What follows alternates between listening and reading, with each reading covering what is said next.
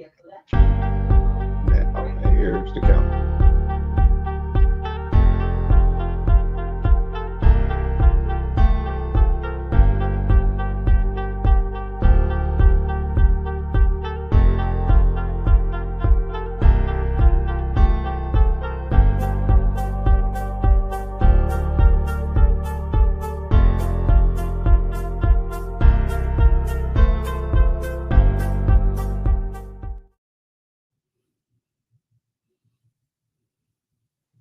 All right, good evening.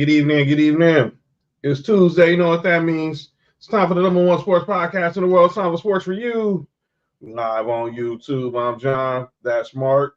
Nick Freeze is on the way. And joining the show tonight, and you've seen him on the show many times with our draft recap, our NFC South two-a-days. He's a friend of the show, the host of the Undisputed World Champ podcast. Our boy Champ is in the building. Champ, what up, man? Hey, how y'all doing, man? Good to be back on the Sports4U podcast, the best in the West. I call y'all that for a reason, man. Oh, man, appreciate you. Always, Champ. Love is love, man. So we're live on YouTube, X, Facebook. We're also on, so make sure you subscribe to Sports4U podcast on YouTube, like us on Facebook, X, and Instagram. We're also live on the Undisputed World Champ YouTube and Facebook page. So make sure y'all subscribe to Champ's YouTube and follow him on Facebook. And make sure you follow him on all social media, on Instagram and on TikTok. Dude does big things, has great sports commentary. And we're just going to get right into the show. Obviously, it's opening night of the NBA season, and we just had the first game. It's in the books. I hate to say this, the NBA champion Boston Celtics. They defeat the New York Knicks 132-109. Jason Tatum, 37 points and 10 assists on ring night. He had 24 from his fellow Olympian Derek White. And the reigning Finals MVP, Jaylen Brown, dropped 23 and 7. Mm-hmm. Meanwhile, the New York Knicks didn't look so good tonight. Obviously, they got 22 from Jalen Brunson and from Deuce McBride, 16 from Mikal Bridges, but only 12 and 7 from Karl Anthony Towns on 9 shots. Piece of shit. So we'll talk about that. Trunks, what up? He says Boston looks ready to repeat. I hope not. Most threes made in a single game. The Celtics tied the Boston Celtics record of 29 back in 2020. And so you pretty much see what they were doing. They were just out there bombing, and it was just everything was just going in the net. So let's start there. Champ, I'll start with you. How do you feel about the Celtics' chances of repeating this year? Like you, I hate to say, because I'm a Laker fan, by the way, so I hate to say that, but they're looking like they're going to repeat. You talk about a butt whooping, man. In the great words of Brother Lynch Hung, they checked them, cashed them, and charged them a fee. So I mean, that was a butt whooping of biblical proportion right there, man. And man, and the thing is Porzingis ain't even out there, so you can just imagine how it's going to be when he gets back. As far as that trade goes, I know it's just one game. This is overreaction. Knicks don't look like the Knicks, but once they find their footing, with Cat and that new cast they have, they'll figure it out. But they didn't look good thus far. But like I said, it's overreaction first game. You know, we always gonna have a good overreaction. But for them to come out here and make a statement like that, that was nothing short of amazing. Good job, Boston, man. I gotta give you credit where credit is due. I hate that you're winning and you got more titles than we do, but you know, I gotta give you respect. No. I hate to do it, man. But they obviously I didn't catch much of the game, but I saw obviously they got up by a 30 piece, so they was doing something right. And obviously, like you said, the Knicks, obviously they just acquired Karl Anthony Towns and everything, so it's gonna take some time. Obviously, they don't have Mitchell Robinson probably for the first 3 months of the season, so he won't be back until the calendar turns to 2025. What up, Bella? So I look at it like this: they're going to have some time. They're going to start off, and I heard Brian Windhorst and Shams trying to say this morning. They're going to start off pretty. It's going to be ugly to start for this new look Knicks team, but eventually they will like a contender. All right, Mark. I mean, I don't know how much you caught of this game, man, but you know how much I hate Boston. But just go ahead, man. You're the voice of reason because you're the only one that's not a Laker fan so far on this panel. Yeah, the world champion Boston Celtics look really good.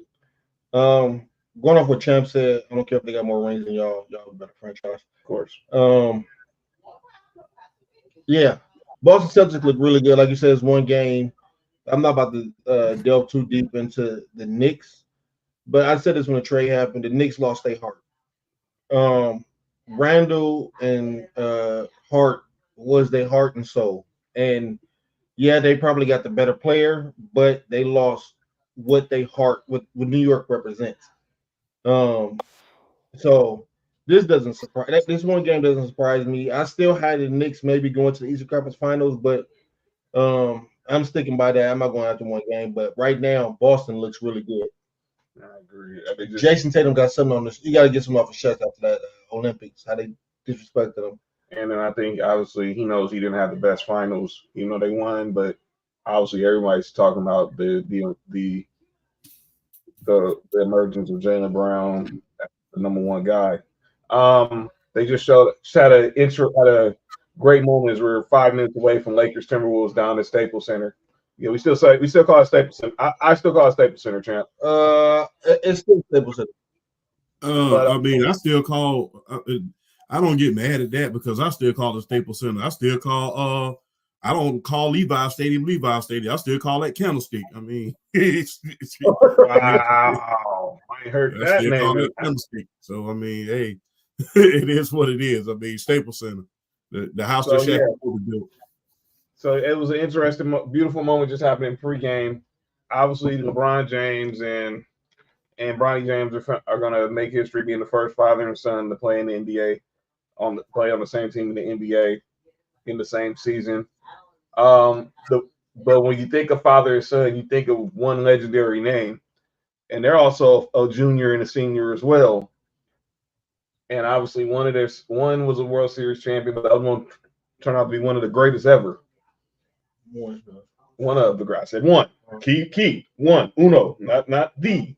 That was Ken Griffey Sr. and Ken Griffey Jr. are both at the Lakers game tonight to show their support for Bronny and LeBron on tonight. They just had a photo op at center court. So it's a beautiful moment. So I'll start with you, champ, on this moment.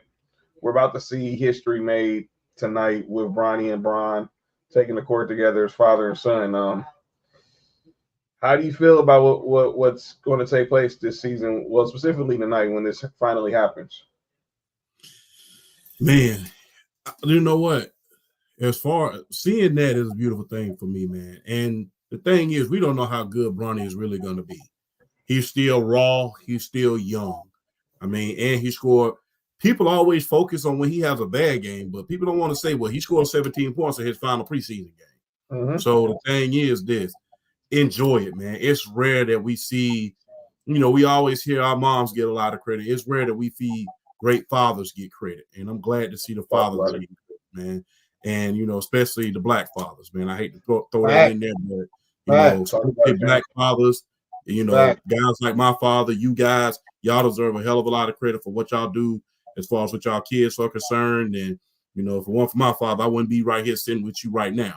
So to see black fathers do their thing, and people can call it nepotism, but hey, I didn't hear nobody crying when Don Shula gave his son a job. You didn't hear when Bill Callahan's son, he's up there coaching with the Tennessee Titans. A little bit of not to cut you off, but your owner, Jenny Buss, is a pride of nepotism. I said it the day after the draft. I said it the day after the draft. The Lakers are a mom and pop organization. Go ahead, Trent. Yeah, it's a nepotism organization. Ain't nothing there but former players, and the kids are former players. So I mean, hey, it's nepotism. It's always going to be nepotism. I mean, hey, you're going to get somewhere by who you know. They always tell you that down south or on the West Coast, they tell you it ain't what you know, it's who you know. So who you know. Yep. Hey, and guess what? We don't know how good he's going to be, especially with technology and everything these days, how he can advance and pick up on his game. And his dad has taught him, well, this is what you need to do, this is what not to do. He's going to keep a watchful eye on him, make sure he ain't falling victim to what a lot of these other basketball players are doing. So, yeah. So, that's a good thing. It's a beautiful moment, man. Good thing. I'm a touch on what Champ was talking about, because for me, it's not about basketball.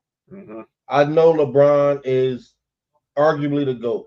You know, some people got him as 1, some people got him as 2, some people got him as 3. Wherever you got him at, I don't care about that.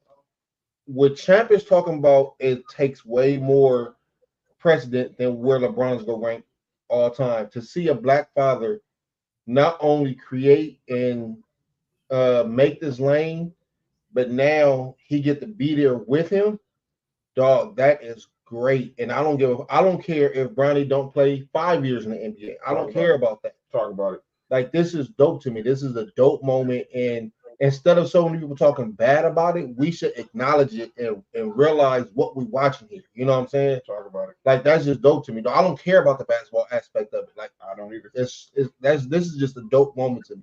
Yeah. Salute to Bron and everything he creating, man. I'm happy for him.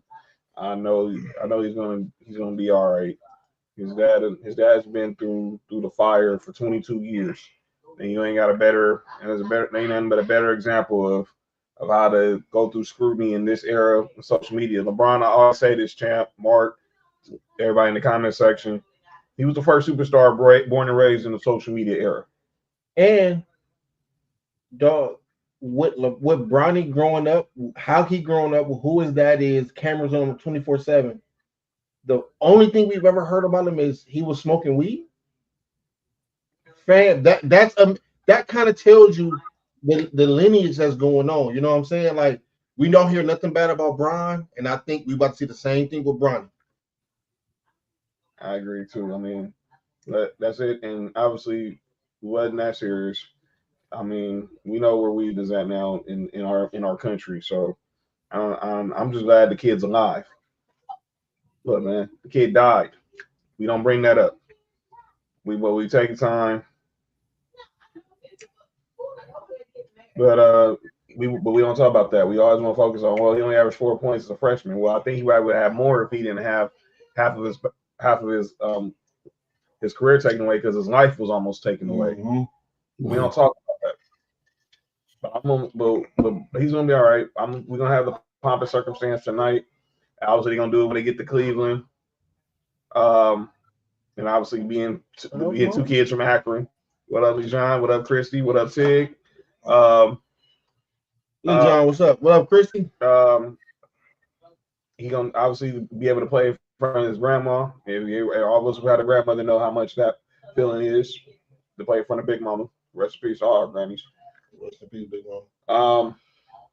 So it's gonna be a fun night. But obviously, on the basketball side, we're playing the team that was the runner-up in the Western Conference Finals. And obviously, they're a new look team. Cats now in New York. Julius Randle's and Dante DiVincenzo are in Minnesota. Rudy Gobert has the most untradeable contract in NBA history. But this is all about Ant-Man versus Bron. This is the time where we're going to get to see if Ant-Man can not get the torch passed, but go out there and try to take it from Bron. Because he has that mentality where I think he wants to be the guy who's like, I respect you. Kevin Durant's my idol, but I'm coming for y'all spot too. And that's why I think tonight it's going to be fun to watch Anthony Edwards in his first primetime. Well, I'm not saying first getting primetime game on opening night, because we knew once Minnesota had this ascension last year, this was about to start.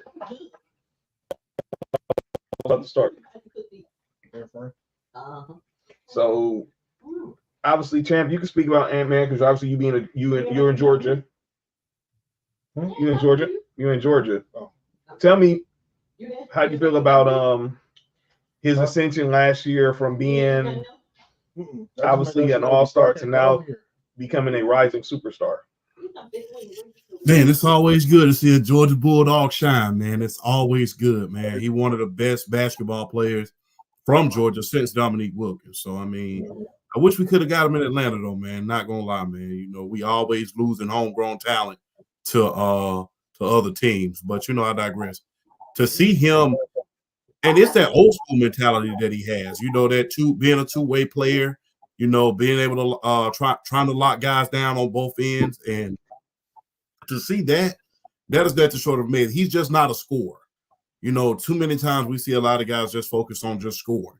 he focused on both aspects of the game on both ends. So to see him do that, especially in a market like Minnesota, especially in a market like that, small market, not necessarily media darling, to see that, that's amazing. And like I said, man, it's always good to see a Georgia Bulldog get his just due. So, I mean, to see his ascension, man, I know, he did a lot of chirping over the offseason, but you know what? That's what a lot of players do. When you don't think you're good, nobody else is going to think you're good. So, I mean, hey, but you got to get that first chip, man. Got to get that first one. And, hey, you got to. If you're going to chirp about it, you got to be about it. So, it's going to be interesting to see this season, man. A lot of teams have gotten better during the offseason. They have a new look right now in Minnesota, and it's going to be interesting to see that. Now, is his showcase going to be tonight? I don't know. Because, it might just be the night of LeBron, his first time his son on his team and everything like that. So, it might just be the night of LeBron. So, never can tell. Go Lakers. Right. And the response of Ant-Man, I just got one thing to say. We all know he's a great player. Hello, Taylor Rooks. Sorry. Shout out to our guy Nick Freeze. Their rookie year, when everybody was talking about LaMelo,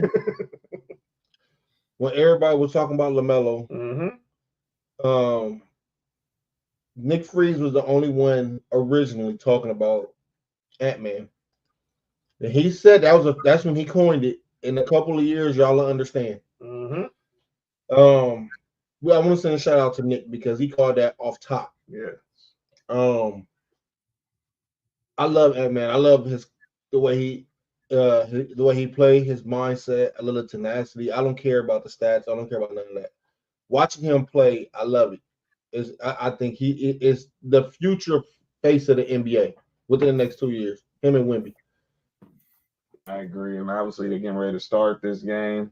Champ, what was your reaction to the Ant-Man Julius Randle trade when you first saw it? Ant-Man and Julius Randle. I'm sorry, I mean Cat and Julius Randle. Apologies. I don't know. I'm still in shock. I mean, I'm still in shock. I mean, there was always rumors swirling around in the sports world about Cat getting traded. I didn't expect for it to be in New York. But, I mean, I thought they was going to run it back with that same team. Now, I can understand Julius Randle has been kind of hurt, and it was good to get up off his contract and get him over to Minnesota. It's going to be interesting to see what he does there. But I'm still in shock about that trade. I mean, I'm still in shock. I mean, I think Cat is going to do good there. It's going to be interesting to see how Thibodeau uses him. That's going to be the common denominator on how Thibodeau using him. Like I said, tonight was not necessarily a preview of how he's going to be used. It's first game of a very, very long season. So, but quite frankly, I was shocked about that trade. That was a trade that I did not expect. And, it was the first trade without the Wolves bomb. So the first trade without the Wolves bomb, that was because the thing is my first instinct when the trade happened in the NBA that Woj said, but you got to remember Woj retired. So it's just Shams said it. So, it's just as good as gold. But I'm still in shock behind that. I think that they're going to do good with this team, but I don't necessarily know if they're going to be able to attack with that same tenacity that they did in that previous, with Villanova, New York, whereas, Cat with New York. I don't know if they're going to be attacking with that same tenacity. I think they're going to be stronger in the middle, but I don't think it's going to be that same tenacity that they had before. But it's going to be interesting to see. I'm not going to sit here and talk about NBA Finals because as we saw, I mean, the Celtics run the East. So I really can't sit here and say this was going to put them over the top. You still might end up losing to Boston. So I mean, you're going to end up the same place you did last year in the Eastern Conference Finals. Right. You're going to end up getting up out of there. So I got to see what you're going to do and how it's going to pan out and what you're going to do when the playoffs first start, because it's going to take a lot of work to go from that team that you had to this one now. My main man, what's going on? Nick Freeze is in the building. No, I'm on. Great Nick Freeze is in the building now. Nick Freeze froze. She's like a kindergarten taking this picture. That's hate. Huh? Nothing. Don't worry about it. Nick. That's hate. So, Nick, we talking about obviously Minnesota. They're talking about the trade. No, Nick, I just gave you your props, dog. With that, when you call Ant-Man off the top. Oh yeah. I tried to tell everybody. They didn't pay attention to me. They want to talk about LaMelo. I tried to tell them. And let me say this, champ. I don't know if you know this. Nick Freeze was the first person that made the suggestion that the Knicks should trade for Karl-Anthony Towns. Facts. After they lost to Miami, we watched that game. And after the show, Nick, after me, Nick, Mark, Trell was watching the game, was watching the playoff game still at the old Townhouse Studios. And Rudy just dunked on Rudy Gobert. Nick made the suggestion right there. Yo, I sure did. That's crazy, B. Hey, he needs to relax. That's crazy, B. That's hate too. But Nick was the first one, champ, that suggested that the Knicks should make the call for Karl-Anthony Towns. Took them 16 months to do it. Took them out 18 months to do it, but they got it. But it happened. Brown passes up. Rui for three. Better late than never. I mean, better late than never. I'm still in shock behind that trade, man. Like I said, I'm still just like shocked and dismayed. I'm like, y'all ain't gonna run it back with the same team. I thought that I knew Cat was gone after Jimmy Butler embarrassed him. It was a couple of years too late. But I also knew that Julius Randle was gonna get traded when what's the guard that went over there? Oh, Jalen Brunson signed that team-friendly contract. I knew it was gonna be he was out of there at that moment. Yeah, the writing was on the wall, but even then, playoffs they gonna figure out a way to get them up. Just they can feel like add better pieces, but it's just one game tonight, y'all. I mean, the Celtics are definitely juggernauts, but the Celtics ain't gonna make 29 3-pointers every damn time they play against somebody. So we'll see how everything goes. I said the same thing. Champ, let me ask you this: after watch, it's LeBron just already. All right, 8:35 into the game. LeBron got his first dunk at age 39. I need LeBron to get 8 assists. I don't think that would be difficult. Let me ask that's you all. this. That's all I need him to do, and I got $60. Shout out to the parlays. You heard? I guarantee you by the end of the show, you will have $60. Champ, what are your expectations for JJ Redick? Not much. You get us to the playoffs. All right. This is not. Look, I'm not gonna be I'm a Laker fan, but I'm not gonna be a Cowboys type Laker fan. My expectations are realistic. Look, we didn't make a lot of moves in the offseason. This is a brand new coach. This is not exactly this is not exactly a super stacked roster and things of that nature. So I'm not finna get my hopes up too much. You're a new coach. You've never coached before. I mean, now we've seen head coaches who come in instantly, like Mike Dunleavy. You remember Mike Dunleavy, Mr. Watson? Mike Dunleavy, who coached us back in '91. But I don't think that that's this type. I don't think that JJ Redick is that type of guy. So I'm just gonna be very, very honest. My expectations are very, very realistic and low. Get us to the playoffs. If you can get us to the second round, I think this is a joyful year. So that's just how much I'm putting into it this year. Because like I said, whenever you got LeBron on your team, even right now in year 21, you got a chance to make it to the playoffs. So I mean, get us to the playoffs, do what you can, do a little bit better than what that ingrate Darvin Ham was doing, and you'd be all right. That guy was an idiot. Damn, why would he call him ingrate? Called him ingrate, made Nick leave the show. But I got no look. I really don't have no out of this world expectations for JJ. Just go ahead and make it look. Get us out of the first round, like you were saying. Let's be look competent, and let's see if you make adjustments. I was talking to a coworker today who was a Lakers fan, and he said the same thing. And I just want to see if he can make what adjustments he made. If things obviously go south, no pun intended. How does he adjust when you get thrown, when the flames is hot? So that's my expectations for him. I think Bron's going to be good. The ADs be good as long as they both stay healthy. And I think the real question is, does D'Angelo Russell make it on this squad past the trade deadline? I don't think so. If the right trade comes along, he up out of there. Maybe even before the trade deadline is over. So I mean, depending on how he plays. If he plays within the system and they're able to get the best out of him, okay. But if he doesn't and he has a year like he did last year, especially going down the stretch, then you ain't gonna last longer than the Mike Tyson fight this year, brother. So just being honest. Mm-hmm. All right. Let's talk about the rest of the NBA. News today. Paul George, Joel Embiid, they're both out opening night. It sounds like Joel Embiid's going to be out all this week, opening week. I don't care about Joel Embiid no more. Sorry.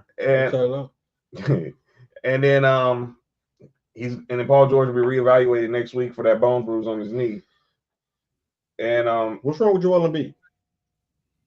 If I tell you the real reason, you're going to get pissed off. I'm just going to be real. And you want me to be real? Mm-hmm. He still ain't ramped up from after the Olympics. When I hear stuff like that, that makes me question your work ethic.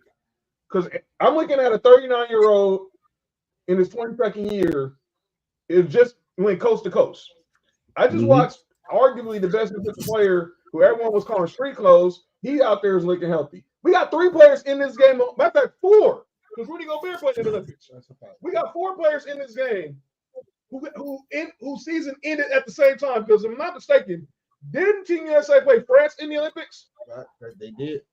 So there's 3 players from Team USA and 1 from France playing in this game. How are you not ramped up? Huh? Explain that to me, champ. He's not going to play back-to-back, and he said he's probably not going to play more back-to-backs for the rest of his career. Hey, you know what I dislike about that is because this generation of basketball, and, my era is 90s, late 80s, 90s. Uh-huh. Excuse me. This era of basketball gets called soft a lot. Yep. And when you have players who is doing what Joel Embiid doing, it kind of makes that look right. Like this is some soft shit. Barkley said it like he doesn't understand how he can't play in the second night. Dog, let me tell you this. And I know it's different, and I know it's a different profession, but him not playing because he played in the Olympics, dog, it's like me not going to work today because I had a headache when I woke up. Mm-hmm. Guess what? I still had to do it. That's right. Pretty much. You know what I'm saying? Like that. This is the reason why when we start this, I said I don't care about Joel Embiid anymore. Like that ship is gone. Go ahead, Jim. Hey, you know what? I hate to agree with one person, and I never forget this. I never forget one particular journalist. When Joel Embiid and Jokic was first starting up, and I never forget he said that. And this is the only thing I agree with this particular journalist. I'm not gonna say his name. I'm gonna say it, and then I'm gonna let you guess who it is. He said that the real Joker should be Embiid, and Jokic should be named the process. Mm. And I never forget that was the only time that he ever said something. He's a black journalist. That was the only time he ever said something that I agreed with. Because he kind of outraged. It wasn't Stephen A. It wasn't Stephen A. It was Whitlock, wasn't it? Yes, it was. So, it was Whitlock. It was Whitlock. I mean, I sound. Yeah. So that was the only time I ever agreed with him, and what he said came to fruition. Because man, it's just like, how can you not play back to back forever in your career. I mean, ain't that the job? I mean, I don't want to go to work in. I mean, I'm in the IT field. I don't want to go to work and work 30 tickets in a day. But if I have to, guess what? I guess that's what it has to be. And that's how come the NBA keep putting all these clauses. They got all of these, you can't miss more than this many games in order to get incentive, in order to be considered for awards, just because of stuff like this. And look, in the great words of LL, are you in it for the money or in it for the love? I mean, I don't know what it is. I mean, are you out to get championships? Because guess what? Thus far, they've made every single move in Philadelphia in order to bring you a ring. They got rid of James Harden, got rid of Ben Simmons. You're on your second coach right about now, because the Doc wasn't really getting it done. Got rid of James Harden. Now you have Paul George. Now you got two injury-prone guys that just, that's lining up with each other. How are you going to combat that? Are you going to keep falling short, or are you going to take that next step? How are you going to say you're not going to play back-to-back?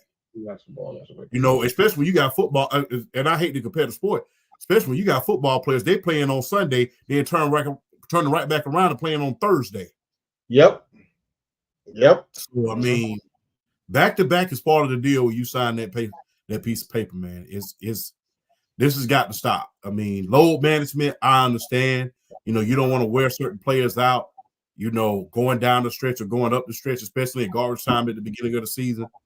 But it's time. It's like we're wondering why basketball. And the thing is, the basketball is the only sport that people think about that. Because the thing is, you just saw last night, Chris Godwin, Mike Evans, those guys played to the absolute end. They got hurt. But for some reason, when you got the basketball players, it's just like, I don't want to play back-to-backs. I'm trying to shorten the season. I'm trying to do this. I'm like, okay, but if you're going to shorten up the season, you don't want to play back-to-back, give back some of that money. Now, if you don't want to go out there and play. That ain't going to happen. Slowly but surely, I'm starting to hate Embiid and everything he stands for. So I'm gonna let Nick go ahead and get his say about the situation. But to change this question, how did he get to make that decision? It's simple. He's the face of the franchise, and they've dealt with it since the day they drafted him. It's the same. He get to make that decision the same way Jordan decided he wanted to play through injuries. Kobe decided he wanted to play through injuries. It's just the opposite end of it now. All right. You know what I'm saying? It's the same thing. He's the face of the franchise, so they're going to give him carte blanche to do whatever he wants. So, Nick, Nick froze. Nick, you there? Oh, they're coming back. Right. Do you think that we're turning the page in the NBA where it's going to go back to the way it was in the 70s? No way. No, it's too much money. The problem, it's a gift and a curse, and I always say that about money, is these organizations putting so much money in some of these players that they don't want to, like you said earlier, fan them out. What's up, John? Before the game, Rudy Gobert agreed to a 3-year, $110 million. Nigga, who? The Timberwolves gave Rudy Gobert a 3-year, $110 million extension. Oh, you said, wait, are you as a trade kicker, and now the extension now gives him a total of $153 million over the next 4 years through 2028. All right. Sometimes you breaking this right now, ain't you, Mr. Watson? Yes, this is from Shams tweeted this about 25 minutes ago. She said Jordan and Kobe has chips to make those decisions. Okay, well let me change it for you. Let's take out Jordan and Kobe. Yes. Let's say Karl Malone and Charles Barkley. It's the same way. Steve Nash played with a broken nose. It was literally leaking on the floor as he was walking. It's the same thing. When you're the star player, you get to make star rules. You get to make your rules. That's all it is. Facts on top of facts. That's all it is. When you the man on the team, you can make decisions like that, whether you want a championship or not. That's just how it is. Like Aaron Rodgers. Never mind. We ain't talking about that. And I was saying, Nick, before the connection had disappeared, we're talking about the fact that Joel Embiid, Paul George, their album opening night. Joel Embiid's out opening week. Sam, what up, Sam? He's out opening week. Paul George is going to be reevaluated next week. But the question is, like, and I'm sitting here, we're watching Lakers Timberwolves, and I said it before you came back on. We got 4 players in this game who played in the gold medal game at the Olympics. You played in this. You played in that same game. I don't see none of them that still need to be ramped. You still need to be ramped up with conditioning and any other crap. What the heck are you doing in the off season? Well, here's what I can say. Before you go, LeBron and AD played the entire. Yeah. When Rudy Gobert pretty much played the entire first quarter. Come on, man. Go ahead, dog. It's on you. Now, the conditioning aspect, that's completely on him. Like, dude, you're an athlete. Conditioning is literally part of your job. So I can't defend that. Now, and I hate defending this because I think that Joel Embiid be babying his injuries a little bit too much for me, but I can't judge that. I can't judge a man's injury tolerance of pain, based off of that aspect. But I feel this. With Joel Embiid, like what, 7 feet tall, about what, like 260, 270 probably? Right, somewhere around that range. He needs to do better in the offseason with this is about to sound crazy, but like some way of the conditioning of his knees or the flexibility of his knees, like something needs to work on in the offseason because you're already tall and you have a lot of weight on you and you move around a lot and you fall too damn much for me. His problem is that if he stops playing like a damn guard and actually plays like a post player, some of these injuries will probably get cut down. Because there's no reason why I should watch a 76ers game and I can count at least 15 times Joel Embiid on the ground. Why are you on your back so much? By 5 holes. No. Like, it doesn't make any sense.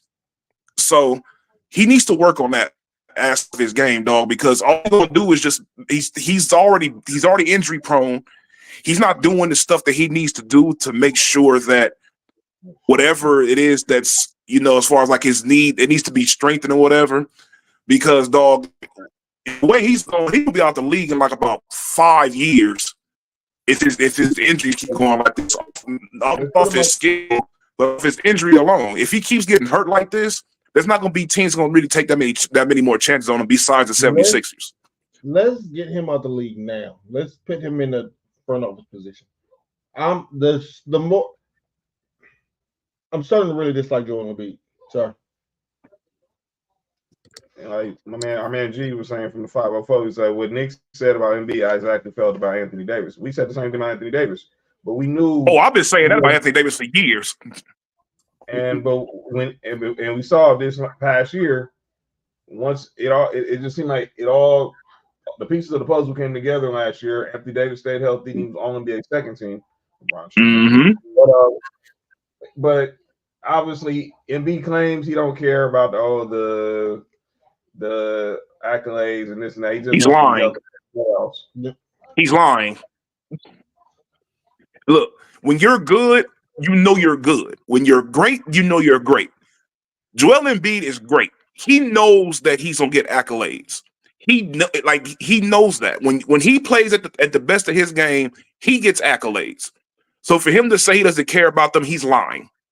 Because you care about, because you're gonna get them automatically. Here, dog, just be healthy, because if you're hurt, your team takes a significant drop in championship contender. And I mean a significant drop. And to be honest with y'all, I think they window closed when Kawhi hit that 3 on them. When him on the court, they don't win a championship, so it don't fucking matter. Hey, it is what it is. He got to figure out something. Or they got to.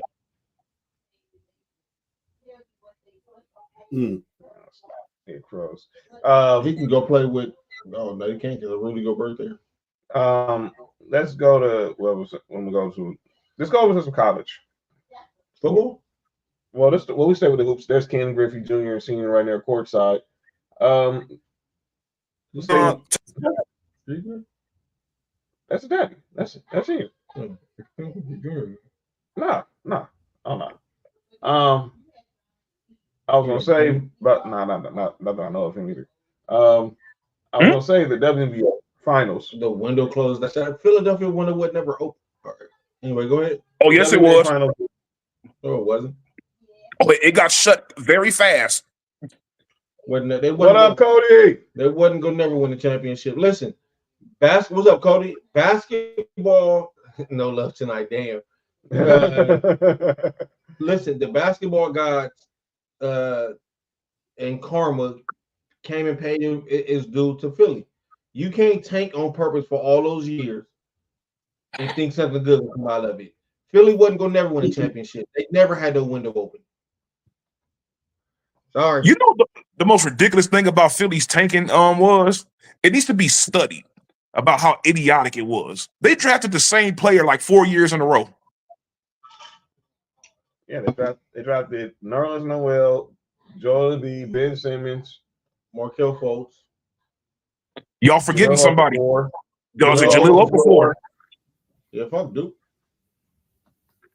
Yeah, that was weird. Yeah, they said Jaleel Okafor. Yeah. Remember they moved up to get Markelle Fultz because they was afraid that Boston will take him over Jason Tatum. Boy, did they get hustled. They got hoes, Tommy. They got hoes. That's kind of how like the Clippers fucked up the NBA. Look, at that time, that we don't know that yet. This is all speculation, Mark. Relax. But what we do know is this. At the time, that wasn't a bad trade. Nobody knew that Markelle Fultz was going to get a mysterious injury. He got into a motorcycle accident and messed up his shoulder on his shooting arm. So that's just how that is. He was on a motorcycle accident. Oh, I thought you said it took too many laxatives. No, he was on a motorcycle. You know, a motorcycle accident. I mean, shit. Too many laxatives. What? Yeah, hey, look. That's what happened to Paul Pierce. Then they said he had to shit that whole time. It wasn't really a cramp. LeBron with the alley LeBron. KC. KC, I said the same thing is gonna happen. I said it was gonna be the other way around. WNBA Finals is a wrap. So yeah, here we go. Stewie. Can you see sometimes your game just sitting? Wow. Okay, Cody. Come with the bar. Come with the Biggie Smalls bars to talk about Breonna Stewart. So let's go here. New York Liberty finally win their first WNBA championship in 5 games over the Lynx. As we're watching Minnesota, that's their first championship. Yes. Yeah, they made it 6 times. Every time they ran into the comments, they either ran into the comments or the Sparks. They can never get to the mountaintop. I'm happy for Stewie. Fuck Stu. She played like trash most of that series. No, I'm talking shit. You ain't lying. Her and Sabrina didn't have the best finals, so that's why John. No. Them other bras was playing defense on their ass. That's why they was making their life hell. Defensive player of the year, Nafisa Collier. Yeah, they was making their life hell. We seen that a lot. The star player didn't. Never mind. Okay. Mark. Huh? Come on, fam. No, you're not. That sound like R&B was played on the way to the show. It was probably. No, it wasn't. Okay. But yeah, it was a good series, and I'm glad they won. But I was listening to Annie up. Annie, are you okay? Well, listen to that. Oh man. Hey. What he do to Eddie to ask him if he was okay? He said, "Annie, are you okay, dog? What's wrong with you?" No, wait. Since you said Eddie, hold on, John. Before we leave this segment, since you said Eddie, what the hell was Eddie doing in that video with Mike? Why was he all up on him like that? He was tripping. I don't know. Eddie was tripping. Bro, what is the deal? Wait, is that why Annie, are you okay? No, Eddie, are you okay? Dog? Eddie that's what he said, Eddie. He said, Eddie, are you okay? Get out my ear. You tripping, dog. What you doing? Eddie, okay. We're not going to expect to kick him up like that. He said, Annie, are you okay? He didn't say, Eddie, are you okay? So Eddie was okay with himself. Oh, he said it during that video. He for sure said it during that video. Eddie? No, hey, you need to relax, Mark. Really, dude? So this dude's a savage, man. Hey, leave Mike alone, dog. All right, my bad. I'm sorry, Mark. But yeah, it was a good series. But I want to bring up something that happened after the game. So near the end of the game, we obviously saw the play where Breonna Stewart they said it was a foul, but if you literally look at it, it wasn't. And obviously she got 2 free throws. Cheryl Reed, the coach of the Minnesota Lynx, said that play cost us. That call cost us the final, cost us the championship. Man, please. Let me say this, and I say this when look, we can play the blame the ref game in every sport, in every game in life. Mm-hmm. Y'all went to overtime, and D'Angelo Russell better make that 3. See, there we go. Oh, LeBron might struggle to get 8 assists because they ain't making shots. Yo, Cody, that's wild. What'd you say? What's wrong with Cody, man? Cody.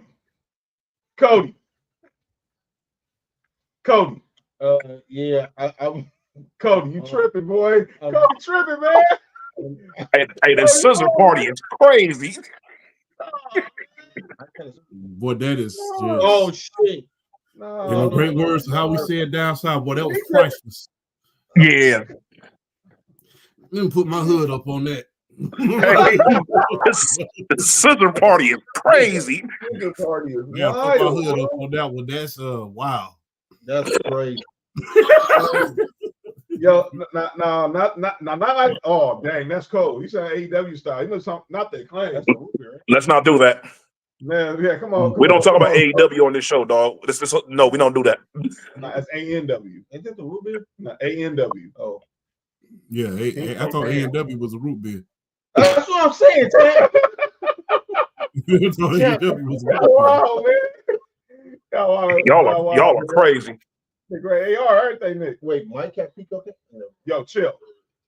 Hi, Bro, what's what? good? Hey, congratulations, Hype.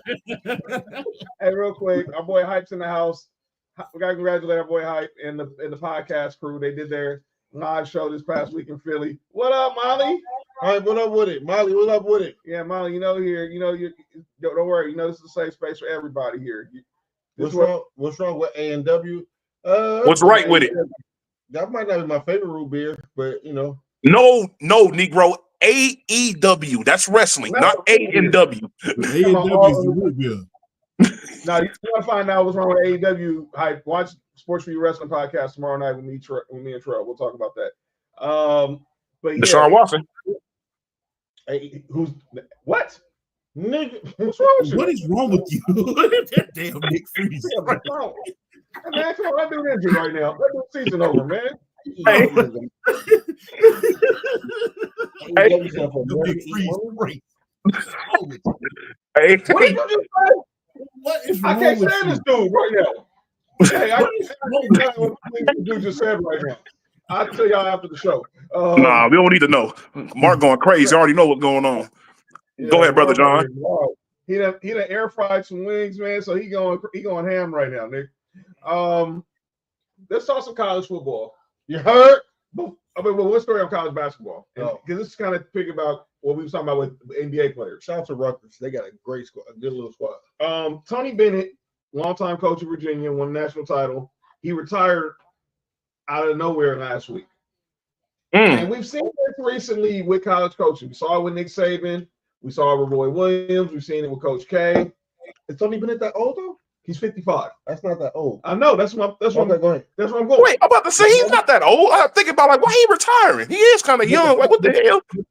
Because the coaches you were saying is old, but go ahead. Tony Bennett Uh-huh. pretty much is using, and I think this is what we're going through now. These coaches cannot handle the NIL era. Obviously, Virginia's in the ACC. No. And if Tony Bennett, who's like a coach who gets 4-year guys, he's retiring now. Roy and Coach Saban and Coach K, they're all in their 70s. That's no different case. Tony Bennett is 55 years old. He's still considered a young coach. But I'm a little shocked by it. I'm not. But I'm not. You're right. I'm not. Now that you said that, I'm not. Because now when I heard it, I was like, why you do it? But then I think about it the next day. It's another coach who just isn't built for the NIL era. Go ahead, Mark. As a person within 15 years ago was coaching high school basketball, I don't know if I'll be able to deal with the NIL now neither, because a lot of these players now is probably making more than you. They feel like they can don't have to listen to nothing. Mm-hmm. You know what I'm saying? And then you can't really coach them like Nick. You played sports, champ. I don't know if you did, but how we used to get coached, we used to get coached hard. We used to get it was a lot of tough love. It was a lot of derogatory language. It was a lot of you can't do that no more because now, you know, we in a sensitive era now. You know what I'm saying? So that's what I said. I understand not being able to deal with this because now you can't even really coach players like they need to be coached. Go ahead, Nick. What I really think is this. I think it's not that. It's the reason why he's leaving. See, some of these coaches used to have this advantage when you couldn't pay players straight up. They, you know, the under the table deals and stuff like that. A lot of coaches was able to get big time players and get a big advantage off of that. I think he was one of those coaches that was able to benefit off of that. Nick Saban for sure benefited from that. Not saying that Nick Saban need to do it, but hey, when you're in the conference, you know, you're in the best conference in college football, and you could already get the top recruits, and there's other schools that are pretty good too, like you guys with Georgia and Tennessee and everything, with the LSU and those type of schools. You got to figure out something to give yourself an advantage, and that's what they were used to do. These under the table deals. NIL eliminates all of those deals. Those deals are highly irrelevant now because the under the table deals are just straight up deals now. So the advantage that some of these guys used to have, they don't have no more. And I think that a lot of them can't deal with that because that's, in my opinion, that's the reason why Nick Saban was so against it, because it evens the playing field out. Now, all of a sudden, some of these 4 or 5-star players that you had don't have to sit a year or two if they don't want to in your system and keep your program great. They can go to, prime example, USC's running back came from Mississippi State. You feel me? Like SEC school, and he got playing time over there. But he left from up over there and went over there with us.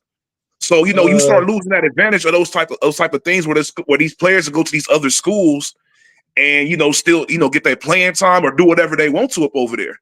They don't have to be quote unquote restricted onto the squad no more and wait 2 or 3 years for me to have one good year and then leave type of thing. Maybe they want to have 2 or 3, and they can do that now in NIL. But what Mark said is also very true too. Candace said, has NIL made athletes, in athletics a weak sport? No. Candace, let me be very frank with you. I'm not sure if you know, athletes been getting paid straight up. Mm-hmm. It's just not now. Everybody's getting paid. What up, Noodle? So no, it's not the NIL. Like I said. To me, I think it's the changing of the era, even people being more sensitive now. Can you all imagine if Bobby Knight coached nowadays? Like he'd have been put in jail. You know what I'm saying? Off the chair alone. But if you were to ask anybody who played for Bobby Knight, they would tell you how great of a coach he was and how much of a better man and player it made him. Casey just said it, paper bag money. You know what I'm saying? So, and then Hype said, with the Virginia coach, he ain't had no big time players. But I hear what you're saying, but he not that. And that's the thing is when you a program that thrives on 4-year players, 3 and 4 year players, this new college system really hurts you. Mm-hmm. Because some of these 3 and 4 year players who will stay in your system 4 years, by the time they get to be a junior, they can go start at Panama State, and then you know what I'm saying that's where they go now. Instead of saying, "Oh, I'm gonna stay here at Virginia and wait to be the man at this smaller school," you know what I'm saying, or this lower tier school. Mm-hmm. Right. What you think, champ? To be honest with you, look, and I'm a Georgia fan. I'm a powerhouse school fan. I think the only people who have something against NIL or guys who can't necessarily have the talent hoarded their way. That's just the thing. It's always, look, people don't understand this. There's always going to be another way that you have to recruit. There used to be a time when Notre Dame was a powerhouse because they was the only one of the few schools with a TV contract. Mhm. Now it went to a point where a little bit of everybody was on TV. Then it went to a point where, guess what? You knew guys was getting paid up under the table, but yet they was going to the smaller schools in order to get notoriety. That's how people don't understand this. That's how the University of Miami was born. They didn't want to go to these other big time schools. They wanted to stay right there in their home state in order to make something great. Mhm. That's the thing. It's not going to be always the powerhouses that's winning. So after the whole TV deal done, after that, then you had to deal with, especially in college basketball, then you had to deal with one and done. Then you had to deal with that. So there's always going to be new ways that you have to recruit. The thing is this. This is a test of wheels. These young kids making money. This is a test of wheels because how far are you going to lead these young men? How far are you willing to lead them? Because the thing is, guess what? When you have the advantage over somebody, it's easy to hold and dangle something over their head and say, hey, you got to do what I say because it is. How are you going to lead this young fella now that he's making money? So when you got third leg, how are you going to lead him? Because the thing is, guess what? Now he's making money, and guess what? He wants to drive around his Ferrari all night. How are you going to convince him and tell him, hey, look, it's all fun and games. You playing with this little bit of money. This is little money right here. You might be making $4 million a year right about now, but the goal is to get you that $200 million. Yep. The goal is to get you in a better position for life. That's the thing. And a lot of these coaches, let's just go ahead and call it like it is. Guess what? You saw with one coach and one coach only. I'll say his name. You saw with Urban Meyer. He got to the NFL and got exposed. He's not a leader of men. Nope. He's not a leader of men. A lot of these coaches are not leader of men. That's how come they hate NIL. Guess what? I can't tell you what to do. Just say, okay, get off my field. Now you got all this money invested. Now I got to deal with alumni. Now I got to deal with this guy. I got to deal with a transfer portal. Guess what? I got to be a leader. I have to deal with a lot of headaches. I got to deal with a hell of a lot more headaches now because now everybody know what you're making versus me dropping off a brown paper bag like Dame Dash used to do. It's a whole nother ball game now. So now you have to be that leader. Now you have to tell these young guys, hey, man, look, give me them keys. Give me them Ferrari keys, man. Give me these keys. Because the thing is, I can't have you around here messing up because you're going to hurt somebody before it's all said and done. And if you don't believe that, look what's happening at Georgia right now. Look at all them kids that's getting in trouble right now. 29 arrests in less than 18 months. 29 arrests in less than 18 months.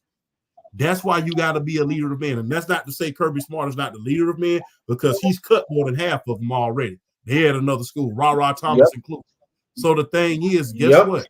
Hey, and guess what? They had big time NIL program up there in Georgia. And some of those athletes have stayed there. Some of those athletes have stayed, with the exception of Bear Alexander. You know who that is, Nick Freeze. But yeah, you have to be a leader. And the thing is, guess what? You're getting coaching hard and coaching silly. There's two different things. Yes, you can coach someone hard, but guess what?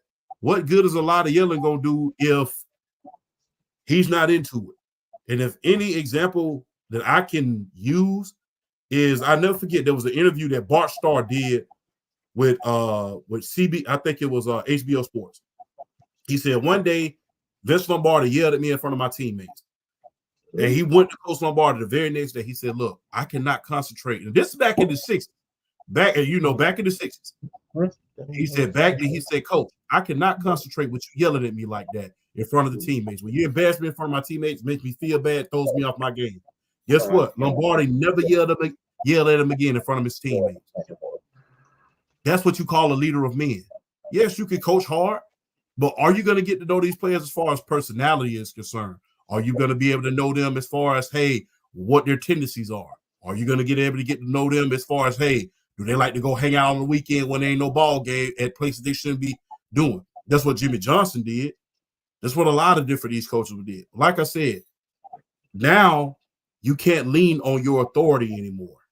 Now you have to lead from the front and lead indefinitely. Because like I said, all of that leading with authority, because it's only so much assertion of your authority that's going to work, especially when they can go somewhere and make another $1 million here or there. But can you lead someone and sell them on that? Because guess what? When they go to the NBA, it's going to be the same thing. They're going to be making more money than their coach. How are you going to sell that? Deal your program to them in order to make them listen. Coaching hard is always good. It got a lot of us. It got all of us right here, right now. But guess what? A lot of it is not the why. It's not the how. It's the why. And these young guys, unfortunately, want to know why. And guess what? You got to be able to tell them why and know how that's going to benefit them at the end of the day. So guess what? You got to be the leader of men and let them to know, hey, I know you're making millions. I know you're doing this, but guess what, man? That million, if you go out here and do something, it ain't gonna do you no good when you're at Fort Leavenworth. Just being real. I haven't watched it yet, Champ. I'll probably watch it when all the episodes is coming up. But I've had my thoughts on the whole Aaron Hernandez series because I'm like this, man. And one, by the way, Austin Lakers are at 14 right now.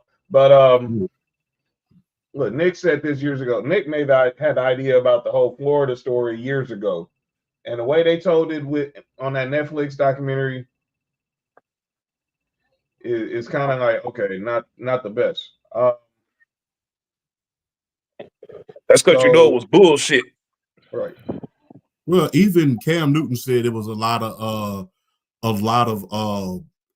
let me look for a kind word, a lot of alternative facts, I will say, how they say it in the political world. So yeah, I mean, but the thing is, are they ever going to tell the truth about a lot of things that went on at those national championship schools? Are they? No. I mean, they never really told the truth about what happened at Oklahoma back in the 80s. Nope. So you for sure not gonna know about what happened at USC with Reggie Bush and Matt Leinart, because Matt Leinart for sure was taking dance classes his last year. And the only school that they legitimately told the truth about is a school that they really didn't like, and that was the U. Oh yeah, and that's SMU.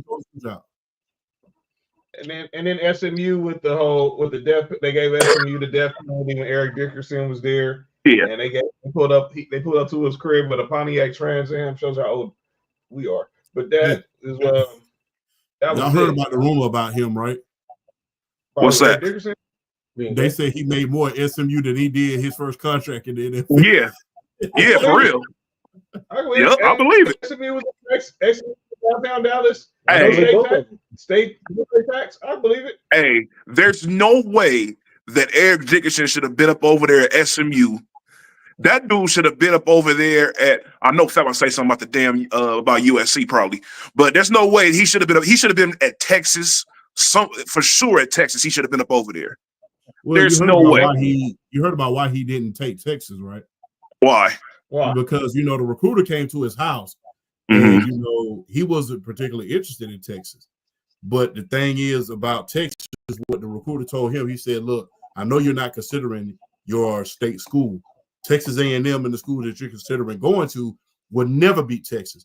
He said, "I tell you what, if you don't choose Texas, we'll make sure that you're going to get a job in the state of Texas after you graduate." That's what they told him, and he never went back, and he never wanted to go to Texas from there. Matter of fact, he told his mama, and she kicked him out the house. Yeah. Oh wow. Yeah, the Texas recruiter told Eric Dickerson, "Look, if you choose a school other than Texas, University of Texas, the Longhorn, we'll make sure that after you graduate, you don't get a job in the state of Texas." And he hated Texas from there on in. That's why Texas got Good thing he didn't need one. Hey, the Pony Express, boy. That's why Texas got the ass whooped. Hey man, that's them. And the sad thing about that, Carson Beck didn't even play that good. Carson Beck, he didn't even play that good. Wait. You said Carson Beck didn't play that good? Nothing about Carson Beck and good should be in the same sentence. No, I don't know what happened to Carson. I don't know what's wrong with Carson this year. It seemed like last year he was on, and then he'll have a good game, and then he'll have an off game. I don't know what expectations. I don't know what's different with Carson this year. It looks expectations, brother. It looked like he was rooting for Texas to win that game. He looked like, I'm not gonna lie, me and my dad always say he looked like he drunk all the time. So I mean, probably got drunk for the game. I don't know, but you throw your the opposing team throws 3 interceptions, you get 5 turnovers, and you still lose by 15. You need some help, brother. I mean, you're not as good as you thought you was. Hey, And for everybody who said that Oklahoma and Texas can play in the SEC, go back and look at that game. We showed what SEC football can do for you. That's why we had to beat Bama on Saturday, because now that Oklahoma Oklahoma win don't look so impressive when you lose in the NC State, and we put up a 50 burger on NC State the second week of the season. So they just got a rude awakening. They got a rude awakening. But I'm gonna go to a comment that one Nick Freeze put in the chat earlier as we was talking about coaching. He says, "Fire Lincoln Riley, hire Urban Meyer immediately." Nick, what the heck is going on with USC, dog? It's Lincoln Riley. And you know what it is? Champ, Lincoln Riley is a victim of what you just said earlier about the NILs. Time out. The moment just happened. Oh, Bronny James just officially entered the court entered the game at the same time. And the whole Who's that? I hope everybody's pissed off that doesn't like LeBron. I hope they're pissed on themselves. They're so mad right now. And I hope he scores. All right. I don't know. Hey, Freeze, I don't think it's NIL. The thing is this, with Lincoln Riley, he ran from the SEC to go to the Pac-12. And now he's even in an even more tougher division than the SEC is right now. Yeah. The Big Ten is even more tougher. And you see this with a lot of big schools that go to other conferences. You saw it when the University of Miami, when they went from the Big East to the ACC. You saw it when Nebraska, when they went from their conference, when they came to the Big Ten. So, I mean, and you seeing it with Oklahoma right about now, that they went from the Big 12 to the SEC. That's all that's happening. You're facing more competition. And guess what? You have to have the thing about Lincoln Riley is he never invests on the defensive side of the ball. That is the problem. You are not going to look, you are in the Big Ten. You are no longer in the Pac-12. You're not going to put up 60 points a game against nobody in this division. Nope. At Oklahoma in the Pac-12, guess what? Easy to put up 60 points. Guess what? You can go out there and chuck that all down the field in the air raid. But the thing is, you're not going to be able to do that in the Big 12 where you got to face Michigan. You got to face Ohio State. They play defense up there. They didn't play defense in the Big 12. They didn't play defense so much in the Pac-12. So now you have to play defense and focus on both sides of the ball. Lincoln Riley is an offensive guru. I will give him that. But guess what? When it comes to defense, he is garbage truck juice. Yeah. Lincoln Riley and what's the 49ers coach? Kyle Shanahan. Has the same problem to me. What's that? They don't know how to run the ball when they got the lead. Well, I know that. Well, I know that because Kyle Shanahan cost me a Super Bowl. So I mean, yeah. Yeah. Hey, look. Let me tell you what the biggest problem is, though. Like seriously, everything you said, Champ, is completely true. But you know something? I saw there's another team that was in our division. They prepared themselves way better than USC did for this transition. And you know who that was? Who? The Ducks. Well, the Ducks had defense and offense. They've always been fast on defense and offense. You have to have a total package. You have to. And they worked on that. And they had it set up, and it was the perfect transition for them to go from the Pac-12 to right up over there. They already, and look, and when they knew they were going up over there, guess what? They stocked up even better. And it helped when they got Dylan Gabriel as well. They got him from Oklahoma last year. That's the reason why they're not doing good. But like I said, the Oregon Ducks, they've always been a good team on both sides of the ball. Both sides. It wasn't just one side. Lincoln Riley, his problem is you want to put up, look, you're not going to put up 63 points in the Big 12. I'm sorry. You're not doing that. In the Pac-12, it's okay for you to go out there and just chuck and duck all day like you Warren Moon and the Oilers, but you're not going to be able to do that in the Big 10. You're not doing that. The Big 10, you got to play deep. In the great words of Eddie George, you got to be able to bang. You got to be willing to run the ball. You got to be willing to hold the ball. You got to be willing to, have a defense. If you want to score 15 points, that can get you out by the skin of your teeth. Lincoln Riley doesn't teach that. Now, granted, he is quarterback you because all of his quarterbacks are starting in the NFL right now. So when it comes to quarterback you want to be a good quarterback, go to Lincoln Riley. But as far as defense and everything like that, yeah, you definitely need to invest in more great defensive players. I thought Bear Alexander was gonna be a staple for that defense at USC when he left us. But you going from the Pac-12 where you could just chuck that ball up all day to now you're going to the Big Ten where you got to be able to bang. I mean, look at Michigan. They fell off, as good as they were. So, I mean, you can't just have that air raid offense trying to chuck and duck in the Big Ten. That ain't going to happen. Michigan is a quarterback away from being a top 10 team. Yeah, for sure. An average quarterback away. Yeah. Michigan not even top tier. They were an average quarterback away from being a top 10 team. For sure. This is what Lincoln Riley did that was wrong this year. I think that he invested in the defense a year too late. If he would have invested in the defense the way he did this year, last year, when we had Caleb Williams still, a few of those games that Caleb didn't look too well, the defense could have helped. And then it would have been year two of you building upon the defense and seeing I want to do this and that when we get up over there. It's like you just try to prepare for this in 1 year, and it wasn't just as easy as you thought it was. Granted, USC has not gotten blown out and all that. And a few of the games they lost, they were ahead. But that's all part of you getting over the hump. You got to figure out ways to win. Like you said, Mark, when you run the ball. There's no way in hell we should have lost this last game. I don't know. That was embarrassing. That was the worst loss we've had in like 5 years, in my opinion. You act like Stephon Diggs was still there. Yeah, it's just like, come on, man. I need for Lincoln Riley to, like you said, he needs to realize that in the next offseason, he needs to invest in, first and foremost, get the basics, dog. Fix the front seven of the defense. Get us some linemen on offense, and then work your way from there. If one thing about football is this, if you have it figured out on the offensive line and the defensive line, it makes everything a lot easier for you, dog.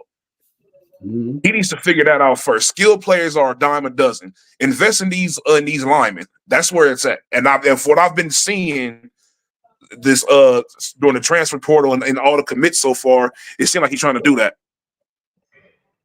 Yeah. All right, Fat. Don't say nothing now. Don't be mad if we pull an upset on y'all. I don't see it, but don't be mad when it happens. All right, let's get to some NFL. Real quick, obviously World Series starts Friday. So now let's think of pick no losers. Dodgers, Yankees going down Friday. Start game 1 Friday. Well, I gotta tell you, it's crazy schedule in LA Friday for sports. It's insane. But I want to get you guys picks real quick for who y'all got. Obviously, you can leave me and Mark last because we already know who we're both picking. There's none but bias in our pick. So I'm gonna go to you guys first. Champ, Dodgers, Yankees. How many games? Who's World Series MVP? The Dodgers in 6. I never cheer for the Yankees. I never cheer for the Yankees. Yeah. I'm a Braves fan. I never cheer for the Yankees. I'm a Braves fan. What's our studies, man? Yeah. Come on, yeah, I never cheer for the Yankees. Oh, shit. Oh, you screw! Oh my God! Yeah. So yeah.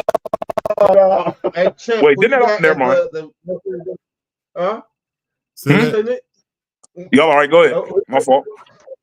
Who's World Series MVP? Oh shit! Freddie. Not Freaky Freddie. You got Freddie. Freaky Freddie. You got Freddie Freeman. Shout out to Braves, by the way, Lay, Molly, Kinsey. I know it's okay. It's okay to hate the Dodgers because we beat y'all Padres, but I still got love. Nick, who you got? No, ain't no way in hell I'm rooting for the Yankees. Look, even outside of the like, dog, this is all politics right here.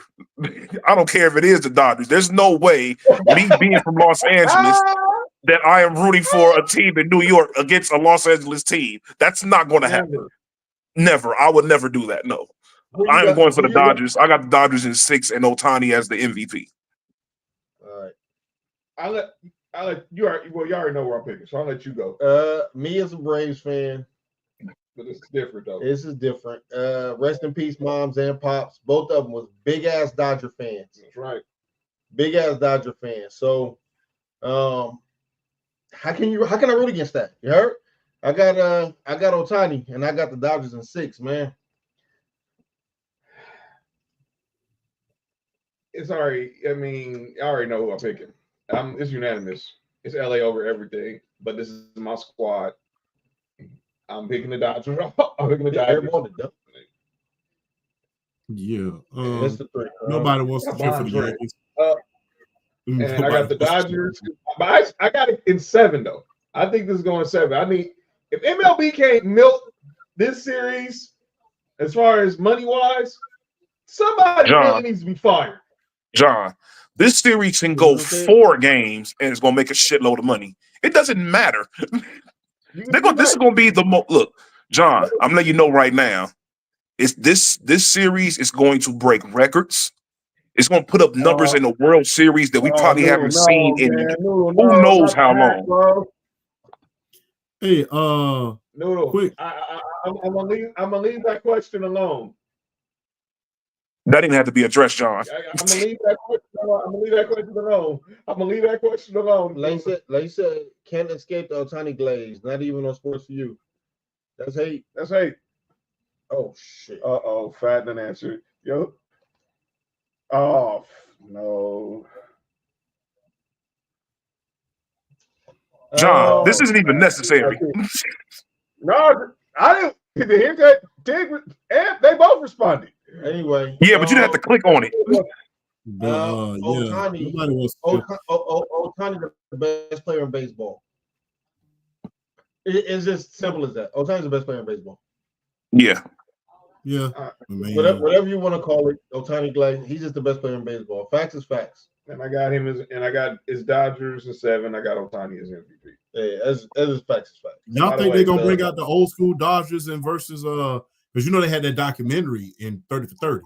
You think they're gonna bring out those old teams to kind of pay homage? Oh yeah. Oh yeah, there's no doubt about it. Freddie Jackson for all these games. Yeah. They're about to put all the extras on this series. You said Dave Winfield stays up? He stays in San Diego. What the? I didn't say that. Dave Winfield stays in San Diego. Wait. What was just said? Who said that? John, what are you talking about? Y'all some wild man. But no, you said something about somebody keeping something up. What are you talking about? John said that. No, I did not say that. John said Dave Winfield stays up. Then stop. You know, John have a problem with pausing at the wrong time. No, I say he says up in San Diego. That breaking action was crazy. Staying up in San Diego is not no better. All right, next. Hey, hold on. Before y'all continue, does LeBron have 8 assists yet? No. Let me check. He doesn't. Let me check. He's kicked the old people for open shots. Nobody's made no shots though. So I really want him to hit that assist with Bronny. I wish Bronny would have hit that 3.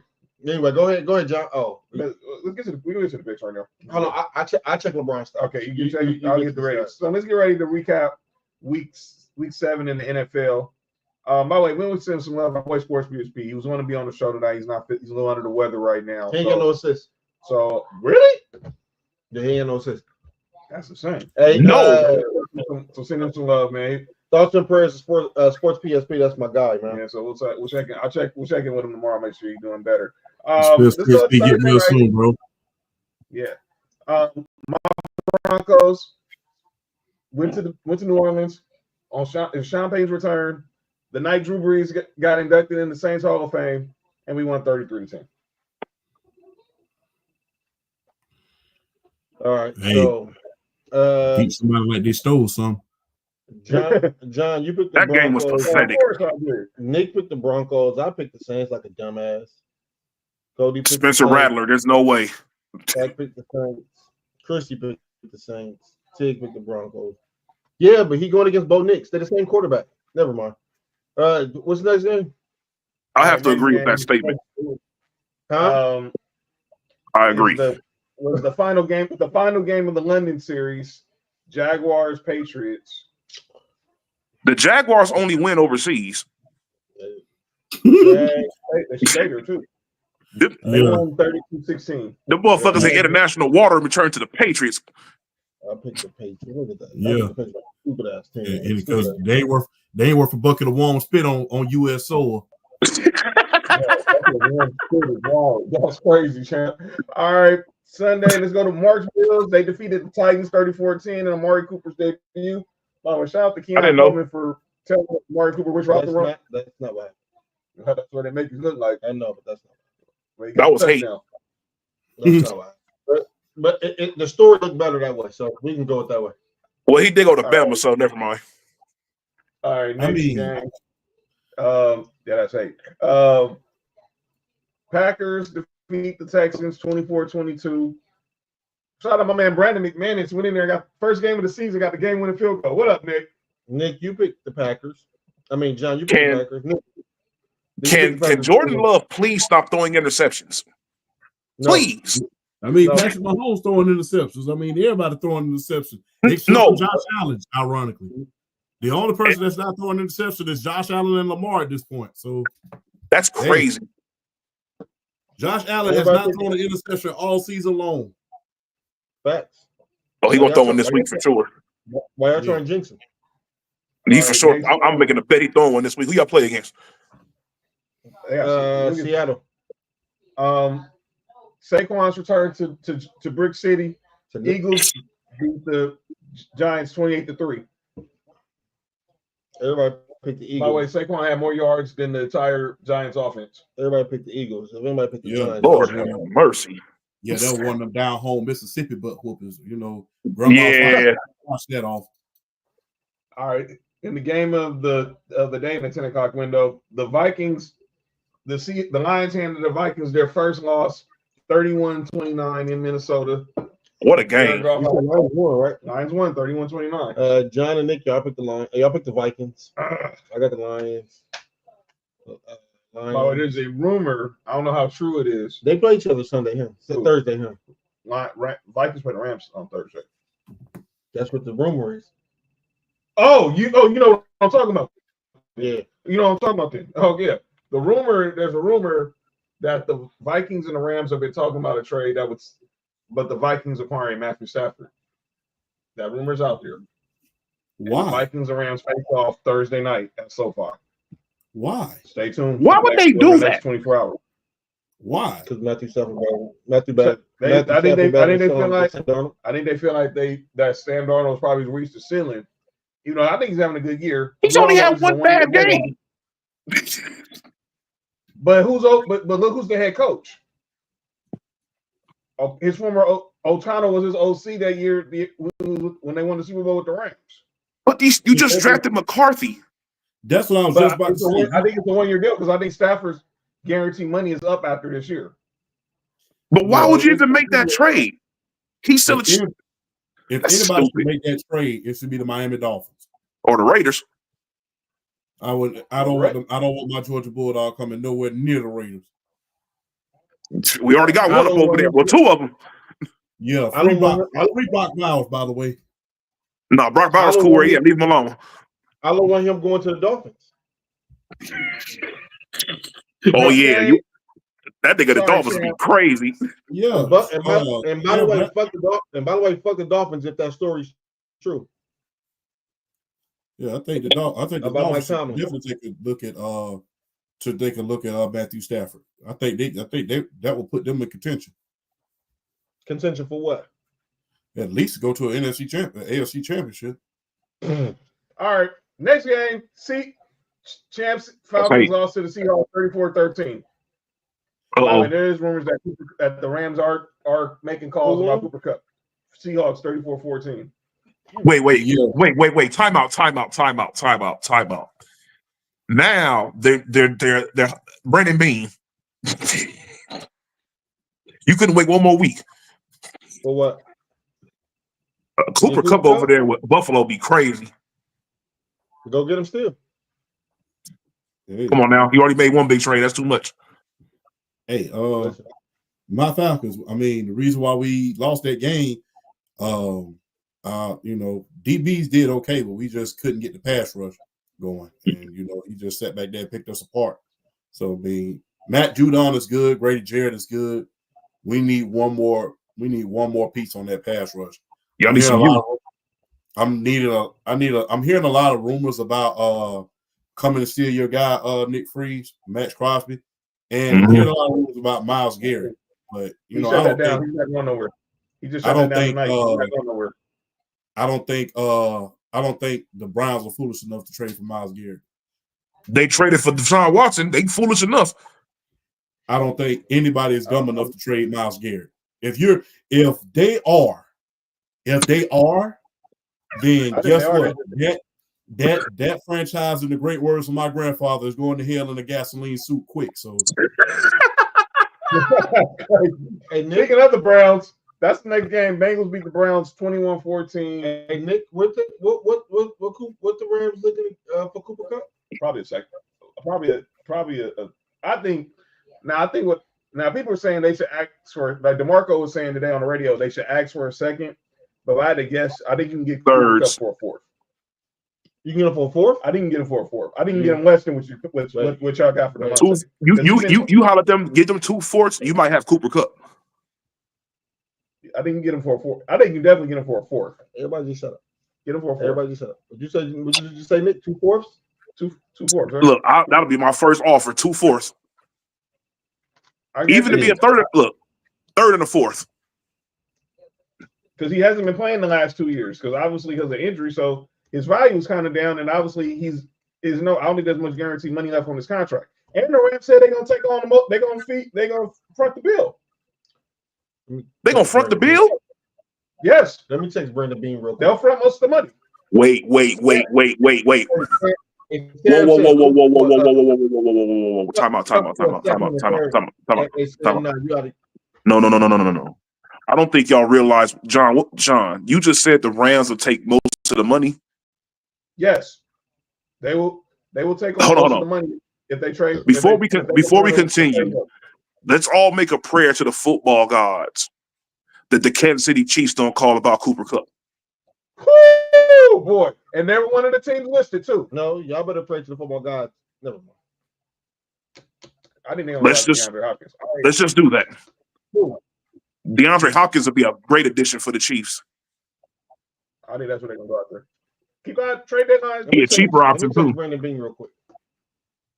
Nessa saying, that's what we're saying. Shout out. She's saying, I'm going to need y'all to pray for Miami because Lord, we need a miracle even to finish this season. No, we don't pray for Miami. Mark's a Bills fan, so he ain't praying for Miami. We don't pray for Miami. And I'm gonna text Brandon. Yo, Mo, that's wild. Did Mo just say offer all fours?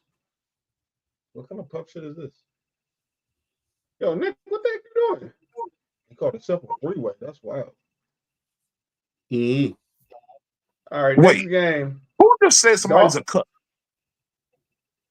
No, that's stupid. I heard that. Mo. It's not a what? Mo said offer him on all fours. That's wild. Sorry, Nessa.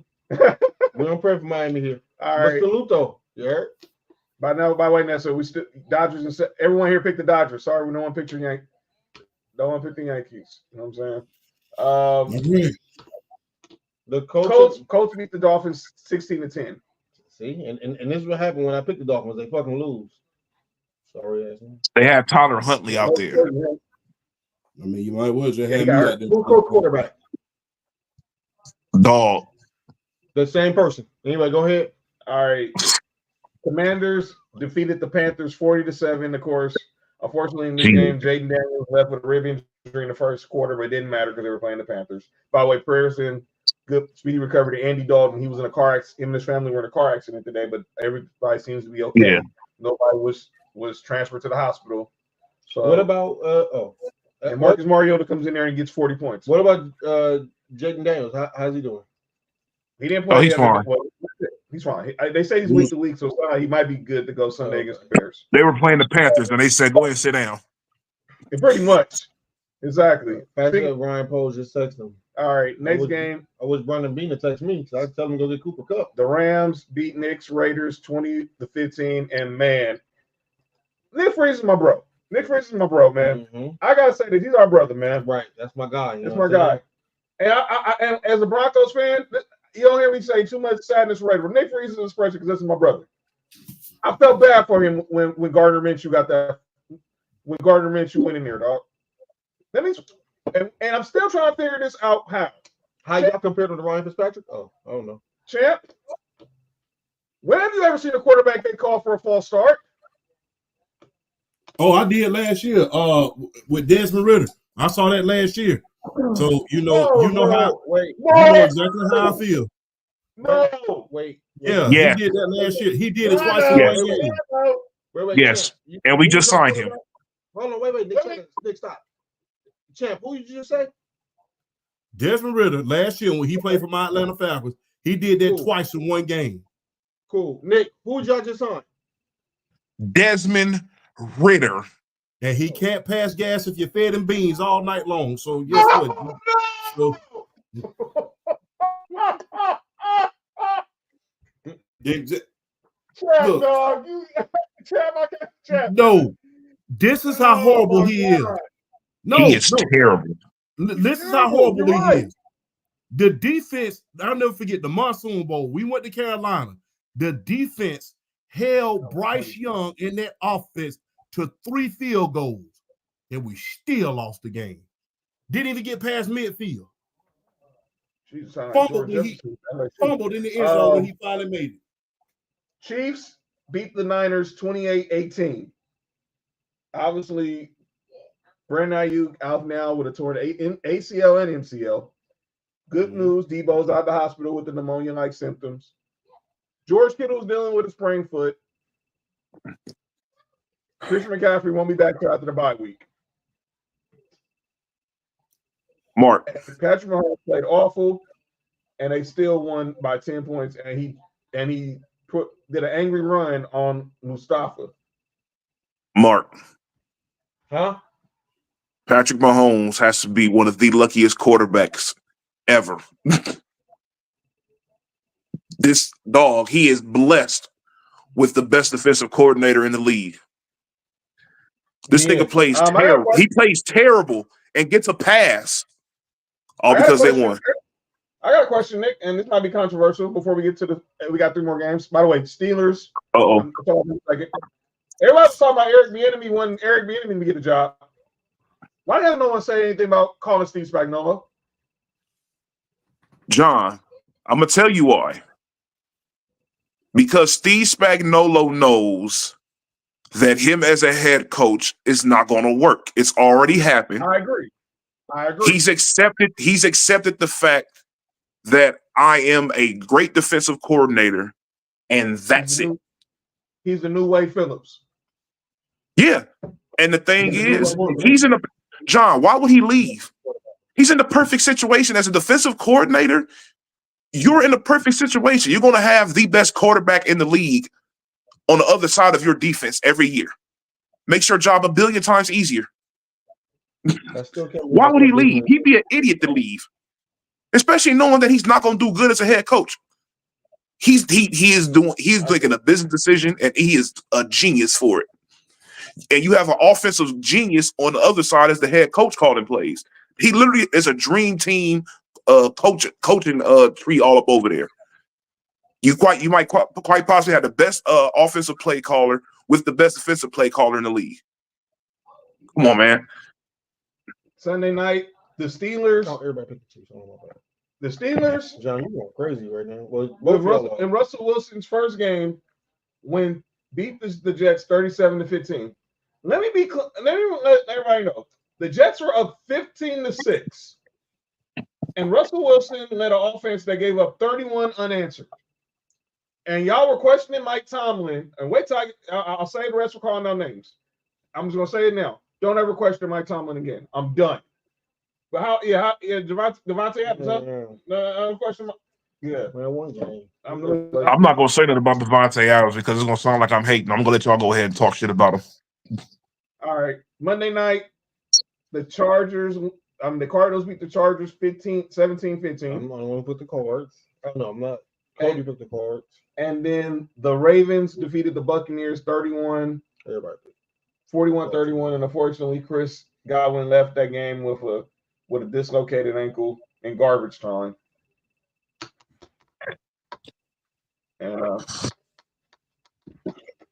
that's it. That's week 7. How we do, Mark? John, you and Nick tied up. Hey, that's both of y'all had 12 out of us, and then Cody, Fat, and Tig all had 10. Wow. So that's insane. Yeah. All right. So here we go. We're gonna get ready for week 8. Champ. So you've been, it's your first time on the pick segment. What we do is for the pick segment, we play. You do what you want to do, Champ. You do what you want to do too. But me, Mark, and Nick. I don't do that no more. Oh, I know what you do. Don't say nothing. Just don't say nothing. All right. That's hate. If anybody catch on to it, they catch on to it. We in order. Who playing? Who in the comments playing? So we'll see who we got in the comment section. Say. I got Tig. I know Tig will play. Say who you pick. Say if you in the picks. Let's go.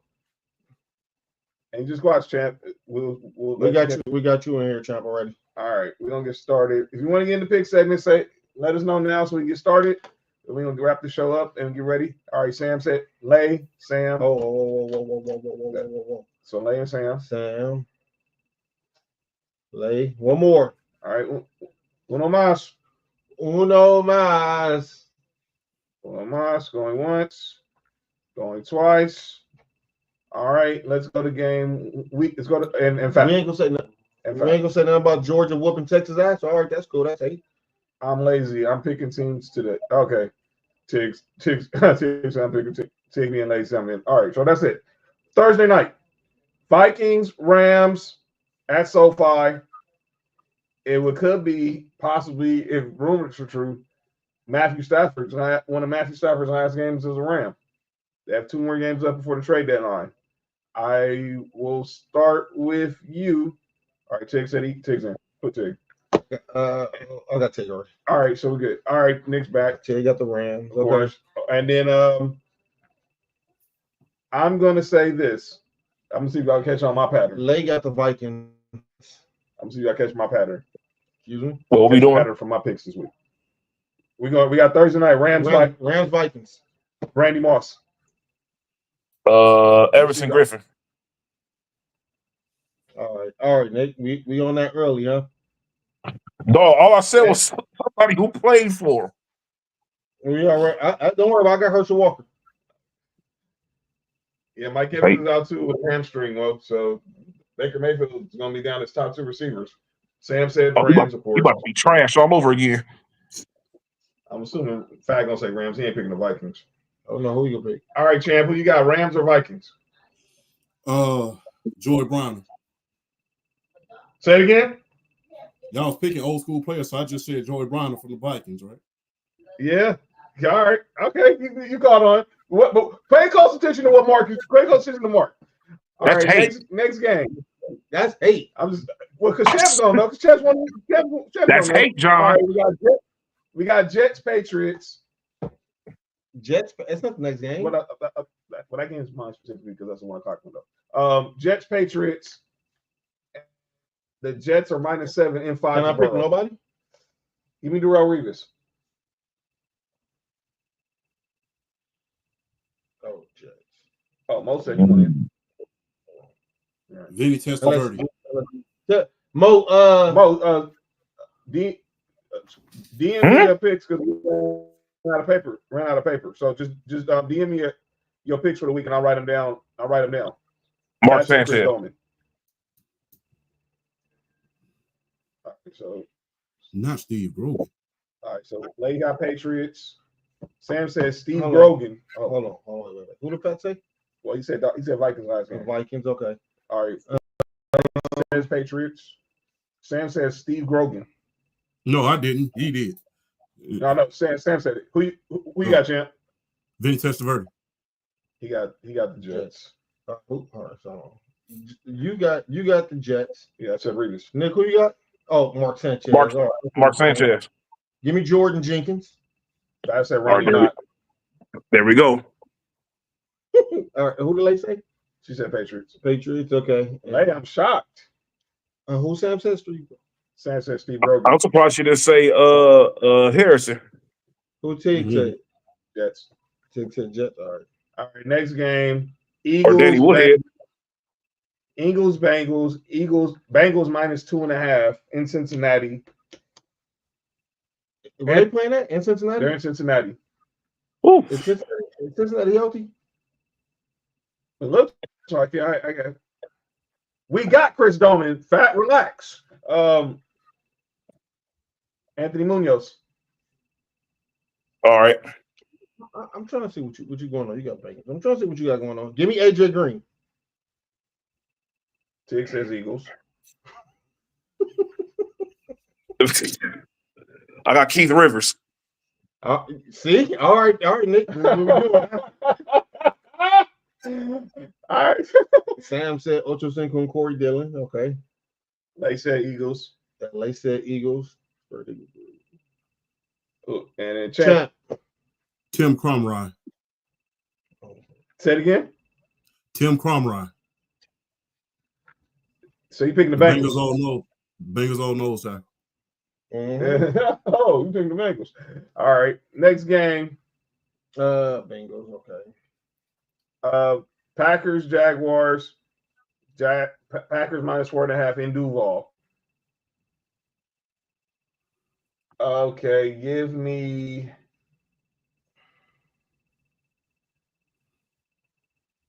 Bart Starr. By the way, fast said Buddy Ryan. Oh, Buddy Ryan. Oh, Eagles, huh? Yeah, because Buddy Ryan was. That was really embarrassing, actually, but I get it with that. Who'd you say? Bart Starr. Oh, Packers, okay. I got Sam said Leroy Butler. That's why I should have said him. Give me Javon Bullard. Kansas said AD just blocked and ended Rudy Gobert's career. I hear that, AD. He did. He still playing? Nah, I know what you're saying. I know what you said. Good block. Nick, who you got? I got Nick Perry. Wow. I haven't heard that name in that's not even an obvious name. All right, Nick. Yeah, I ain't gonna make it that obvious. Who the Packers playing? They're playing the Jags. I want you to Pat go pick the Jags. Who lay here? Pat. She said Pat. Really? Pat Dean. Champ. Armand Green. Armand Green. Okay. All right. Okay. Who the next game? Titans, Lions, Detroit -11. He said Fast said Jimmy Smith. Oh, yeah, Jack. Okay. Give me in this game, give me Matt Stafford.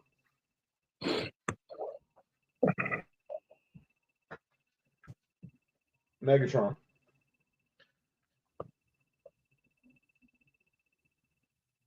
All right. Rodney Pete. This dude, man. All right, Nick. All right, Nick. Lay got the Lions. Champ, do you hear anything wrong with what I said? No, Rodney Pete. Yeah, I like Rodney Pete. So. That's what I'm saying. Y'all over here wilding. Nah, Nick, I know what you're doing. Lions -11, by the way. Billy Sims. Well, not Billy Sims. Yeah, Billy Sims. And then Fat. Oh, I don't know if I can pick. The original number 20 for the Lions. Yep. Before the best running back of all time got the number. Yeah, we already know Champ's picking on this one. Falcons and who? Buccaneers, and definitely with no Mike Evans, no Chris Godwin in Tampa with y'all -2.5. Bad Moon Rising. Wow, Andre Rising.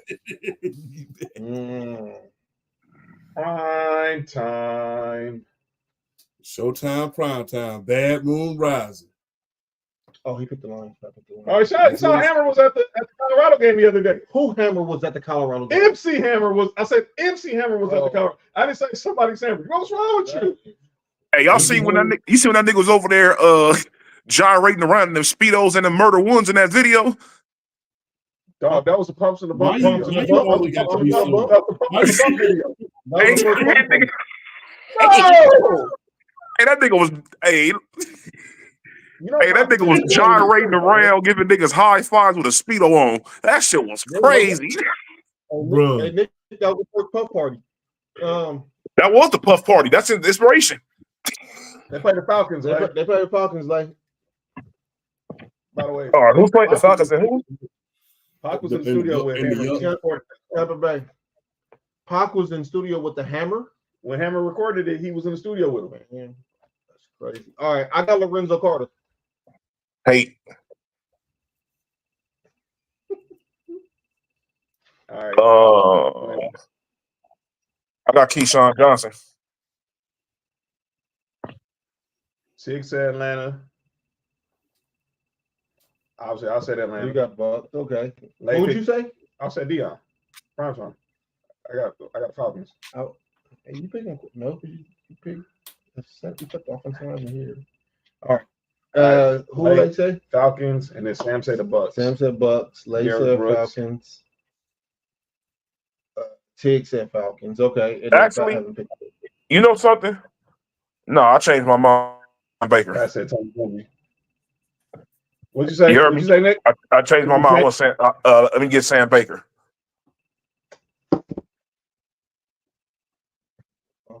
Stupid. All right, next game. What? I can't change my mind about the going to the Falcons.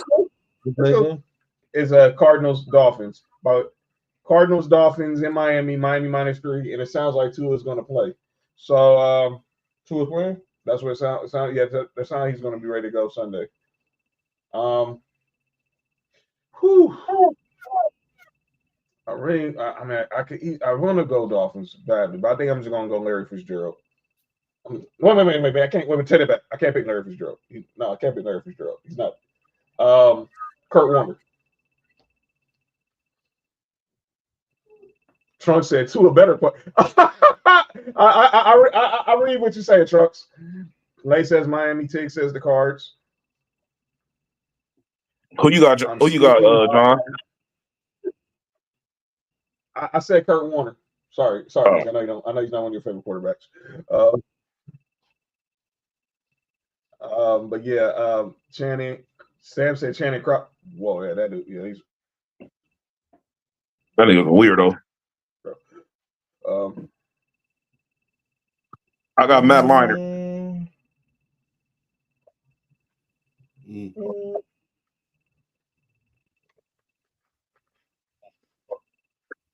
Oh, give me time go. No, Mark Duper. Who playing?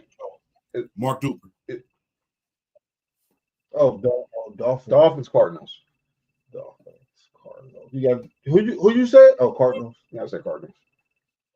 Mike Conley took an elbow to the Sam said Sam Madison. Pat said Bowman.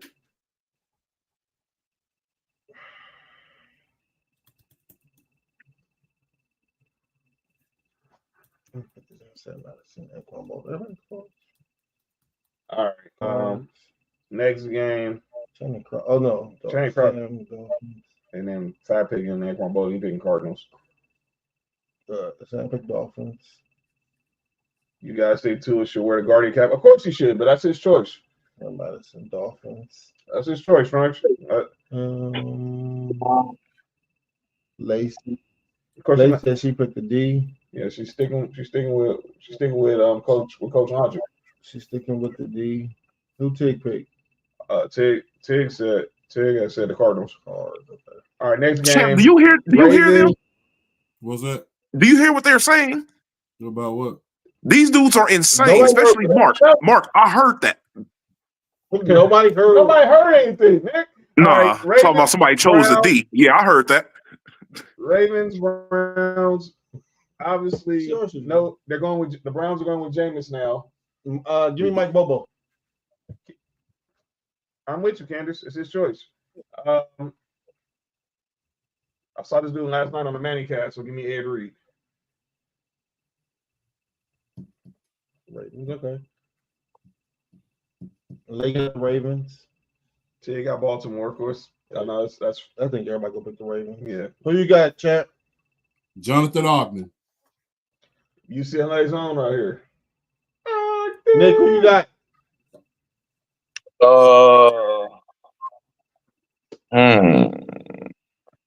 Buck Allen. Buck Allen. Nick, Yo. what type of time you on, dog? My bad, dog. I'm just choosing players. All right. Let's go to the 1 o'clock games. We got the Saints versus Trail Saints versus Lay's Chargers. That's so far. Oh, Lay and Trail going head to head?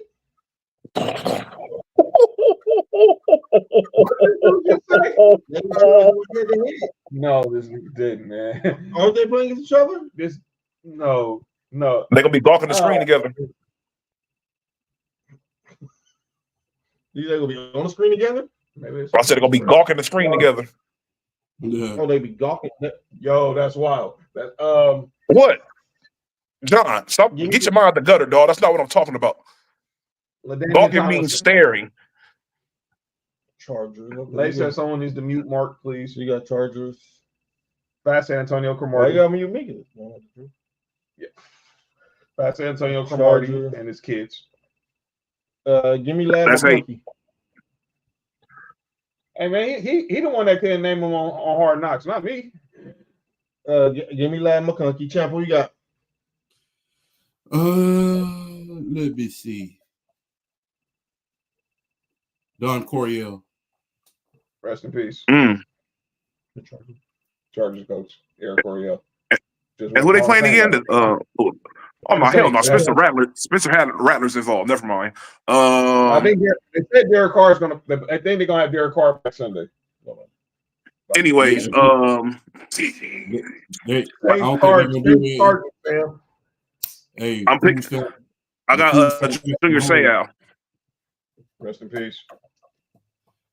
Yeah, I don't think they're gonna do too well with food stamp Patrick Mahomes. All right, Nick. All right, Nick. Yo, that's crazy. All right, Nick. Who is Sam and Tig? Hey, you seen they said that Spencer Rattler looks like Patrick Mahomes in a movie about Taylor Swift. Chargers versus Saints. Chargers versus Saints, Sam, not Chargers versus Colts.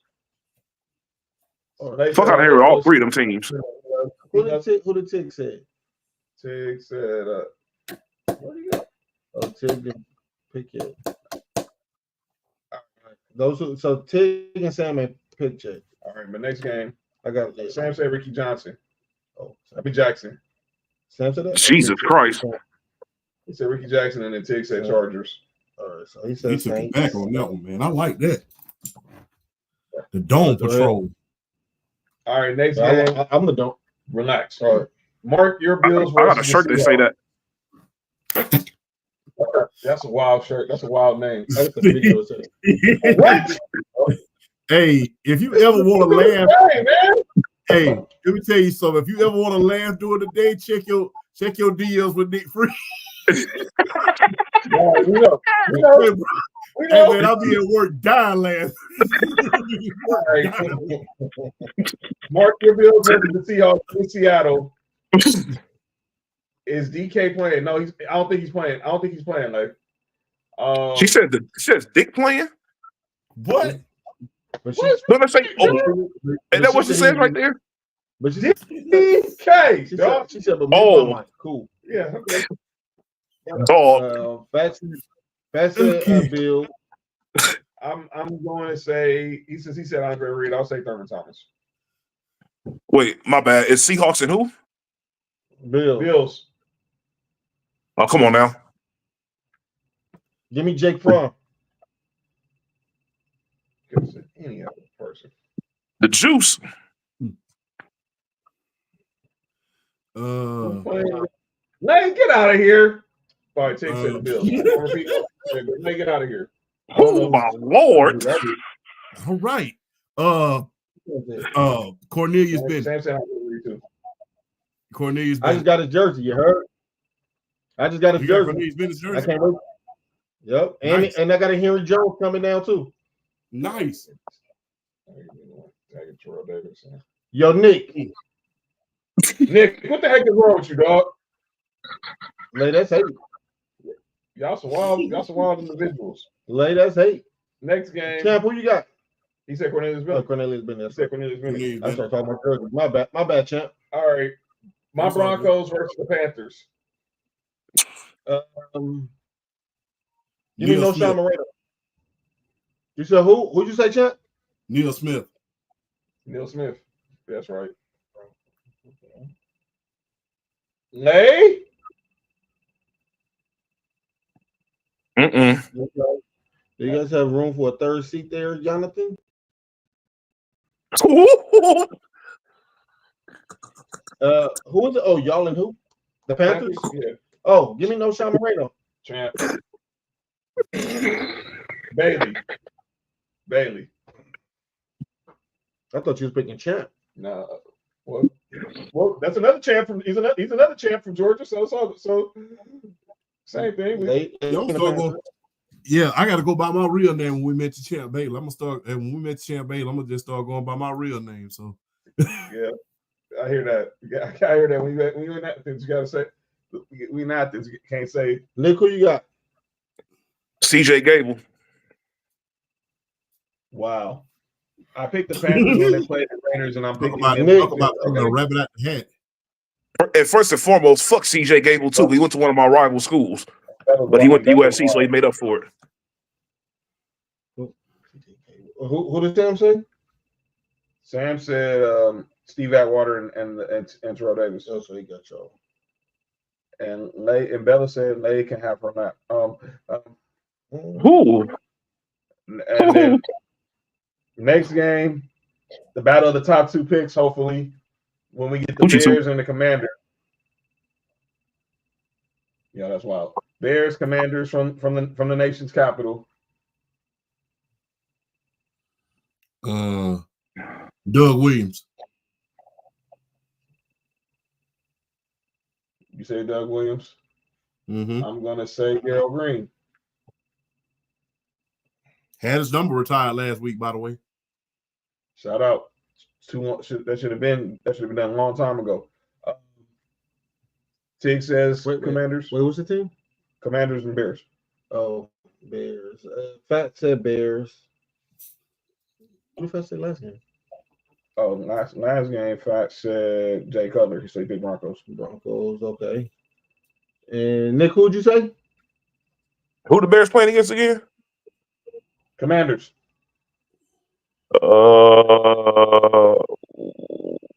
That's a difficult one.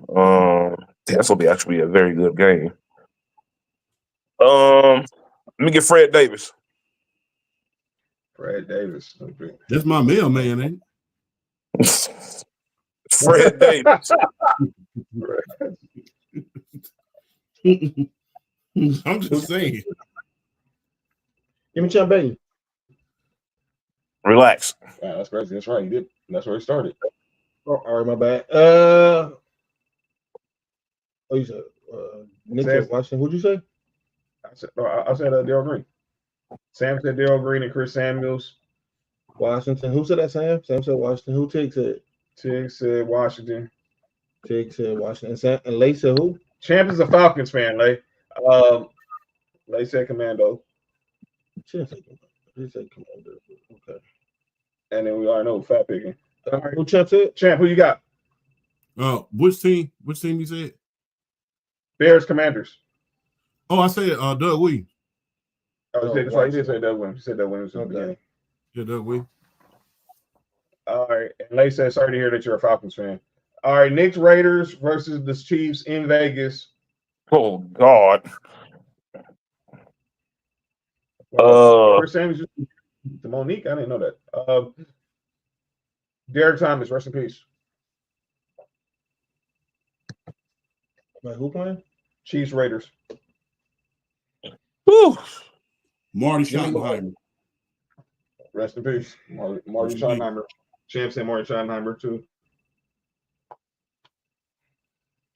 Champ said Chiefs. You said Chiefs. I got Mike Garrett. Why did Sam say D? That's crazy. Wow. Whoa. You said Mike Garrett. He picked Mike Garrett. He said the Chiefs. Mike Garrett. Nick. Mike Sam Garrett said played for Christian the Chiefs. Okoye. Man, why in the hell, dog? I'm not picking the Raiders in this game. Nigga, I'm trying to win this pickup for next week. I get our ass whooped. This game's over at halftime. All right. I see. Fat said Herm Edwards. Sam said Christian Okoye. Everybody get the Chiefs. Yeah. Give me McCole Hardman. And obviously Tig said. Lay said the Chiefs. Oh. Yeah. KC, I guess. That's hate, but I get it. Chiefs. Fat said Joe Montana. Joe Montana. And then Sunday night, Cowboys, Niners. I hate that. I hate this game. Jesus Christ. Freddie Solomon. You said Freddie Solomon? Freddie Solomon. All right. Who? You said Freddie Solomon. Okay. All right. And then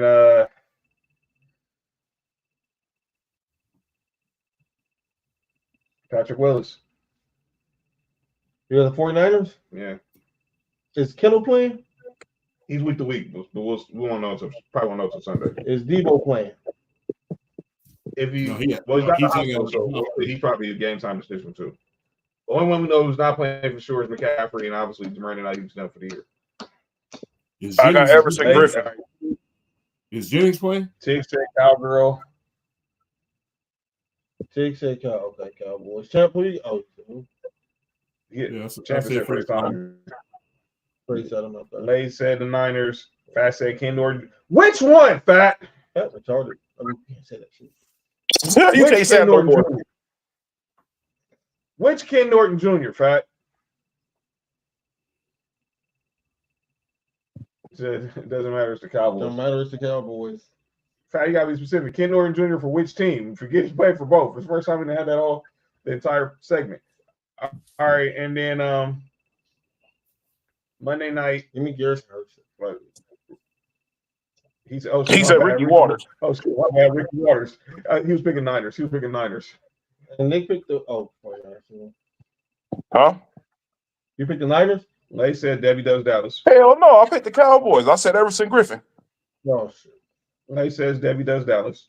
Okay. Lord have mercy. And What a legend. Monday night, Damn. Steelers, Giants. Franco Harris, RP. And Anthony Davis just hit another 3. You said who? Franco Harris, RIP. No, you got Steelers versus the Giants. Give me George Pickens. Had his first time in our game last week. He got me 22 points last week. Nick, who you got? Lynn Swan. Like said Steelers. Oh. Wow. That was nuts. All right. So I said Tig Fast said said Steelers. All right, though. of course. My dad's favorite player growing up, Rod Woodson. Legend. Yeah. I had Rod Woodson shoes thanks to my dad. So them shoes was fire. Huh? Them shoes was fire. Yeah. And We need to bring back football players from shoe deals, bro. Let's take Greg and go ahead, Cardinal. Like that's all the picks. That's all the picks. All right. Final segment. We get up out of here. It's time for segments. Often imitated, it's never duplicated. Some people say stuff in the media in the world of sports we got to call out. So it's time for calling out names. I'm gonna lead this off. I'm gonna start off with all these people who were questioning Mike Tomlin for going back to Russell Wilson. He said Russell Wilson was the starter from day one. So why are we shocked? And clearly the offense looked different with him over Justin Fields. It started off really sloppy, but eventually it got going. And then Justin Fields saying this crap, saying I should have did better. Duh, Negro, what you expect? And then my other call down names. Who said I should have did better? Justin Fields. My next call down names is for NBC Sunday Night Football. It's for Russell Wilson. We all know Russell Wilson does the typical go Hogs, Broncos country, let's ride. And they tried to bait him. And Melissa started trying to bait him, see was he going to say something. What's going to be your catchphrase this time? He said, "We'll wait to the end." So salute Russell Wilson for not taking the bait. My next call out names is for Shaquille O'Neal. I know this is the last year of inside the NBA, and everybody, but I gotta call out Shaq for something. everybody's still making a big deal over the fact that Kendrick Lamar got chosen for halftime over Lil Wayne. Shaq on his podcast says Lil Wayne should do a halftime televised concert against Kendrick Lamar in the Super Bowl. So at the same time Kendrick Lamar is performing at the Super Bowl, Lil Wayne should do a televised concert on another network to compete. Shaq, you are a smart businessman, but that had to be the most dumbest idea. Oh God, the dumbest idea you've ever had. Nobody is turning away from the Super Bowl to watch Lil Wayne in a separate concert, and especially when you do that, all they can do is go back and watch it on YouTube. No, Shaq, move on. And then my last call on names is for Jerry Jones. Jerry Jones says he doubts that if Derrick Henry was in this offense, he would have the same success he's having with the Ravens. Well, how would you know? Y'all was running the ball with Zeke all the time. So now all of a sudden you think Derrick Henry can't run Derrick Henry's gonna forget how to be a productive running back? But that's all my calling out names. Good job, Broncos getting the W. Good job for Tennessee getting the W over Bama. Hope everyone had a good cigar. And then go Dodgers. Go ahead, Mark. Texas fans. Do better. Yeah. Y'all don't like a call, so y'all start throwing stuff on the field. Even though I agree, that was not pass interference. I agree. That was a horrible pass interference call. They tried to bail Carson Beck dumbass out. But the way they start throwing stuff on the field, that's garbage. Oh, I think you had these people on calling our names too, Mark. Browns fans. Oh, hell yeah. Oh yeah. Dog, I don't care what you think about his character, what you think about him morally. Fam, there's no way we cheer when people get hurt. That just doesn't happen at all. That's trash. And when I first said that, I said I hope the Browns never win the game again. Then I realized it's not the Browns. I hope Browns fans never see happiness in any part of their life. Anyway, go ahead. Go ahead, Nick. On you. Who do I? Well, I did have the Browns fans on calling our names too, because that was it was so uncalled for. And it's like, dog, like you said, no matter how you may feel about whatever, you don't boo hard. You don't do that. Like this is a serious situation. Somebody's hurt and all this stuff. At the end of the day, he got hurt at the job. That'd be like you laughing and clapping for one of your coworkers if they get hurt. Like, no, that's not right. Whoa, for real. Whoa. Time out. Time out. Fernando Venezuela. Time out. We gotta keep going, Nick. We gotta. Nick just posted something that we need to confirm first. Keep going. There's no way. Yep. What? Well, what happened? Yep. Fernando Valenzuela passed away just now. Passed away tonight. Oh yeah, I just got notification up on MLB app. RIP. No effing way. Right before the World Series? Damn, that's crazy. Now we gotta win this. Oh, SportsPSP, good. Hope you're feeling better, brother. Oh man. Deshaun Watson easily. It just announced it. We are deeply saddened Man, I can't believe that. From Rest the in MLB peace. Twitter account. We are deeply saddened here from the passing of former Dodgers great Fernando Valenzuela. Fernando Mania swept through baseball in 1981 when the 20-year-old rookie sensation began the season 8-0 with a 0.50 ERA. The left-hander capped off his incredible year by winning both NL Rookie of the Year and Cy Young awards while helping lead Los Angeles to a World Series title. Valenzuela pitched 17 major league seasons, was a six-time All-Star, and has the most wins, 173, and strikeouts, 2,074, by any Mexican-born player. He spent the last 22 years as the Spanish-language announcer for the Dodgers, who retired as number 34 in 2023. He was 63 years old. Damn, that's crazy. I want to time. I want to give this topic to breathe, but I want to finish calling out names because this deserves a topic of its own. Go ahead, Champ. Mm-hmm. Calling out names. Let's see. I'm gonna choose the Browns fans for my first one because I'm gonna just be very, very honest. Look, Cleveland, I for one have not forgotten you having kids hold up signs, talk about give them a massage. I have not forgotten about that. Oh I have yeah. not forgotten about them saying happy endings were not illegal. I have not forgotten about that. So now that you realizing that you got finesse, now you want to boo. Now that you realize you had kids literally holding up T-shirts that says "F those blanks, I need a massage." You had kids doing that when he first came there. Now that you realize you got finesse, now you want to boo. I have not forgotten that. I ain't forgot. So guess what? Keep that same energy now that you done got finesse. I mean, hey, you got finesse. Everybody it happens to the best of us. The great words from Rico, I've paid full. They happen to people every day.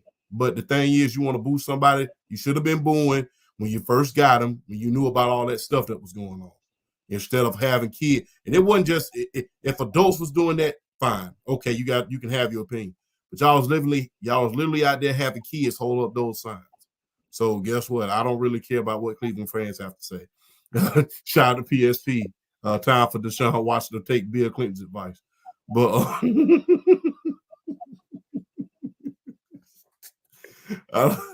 okay.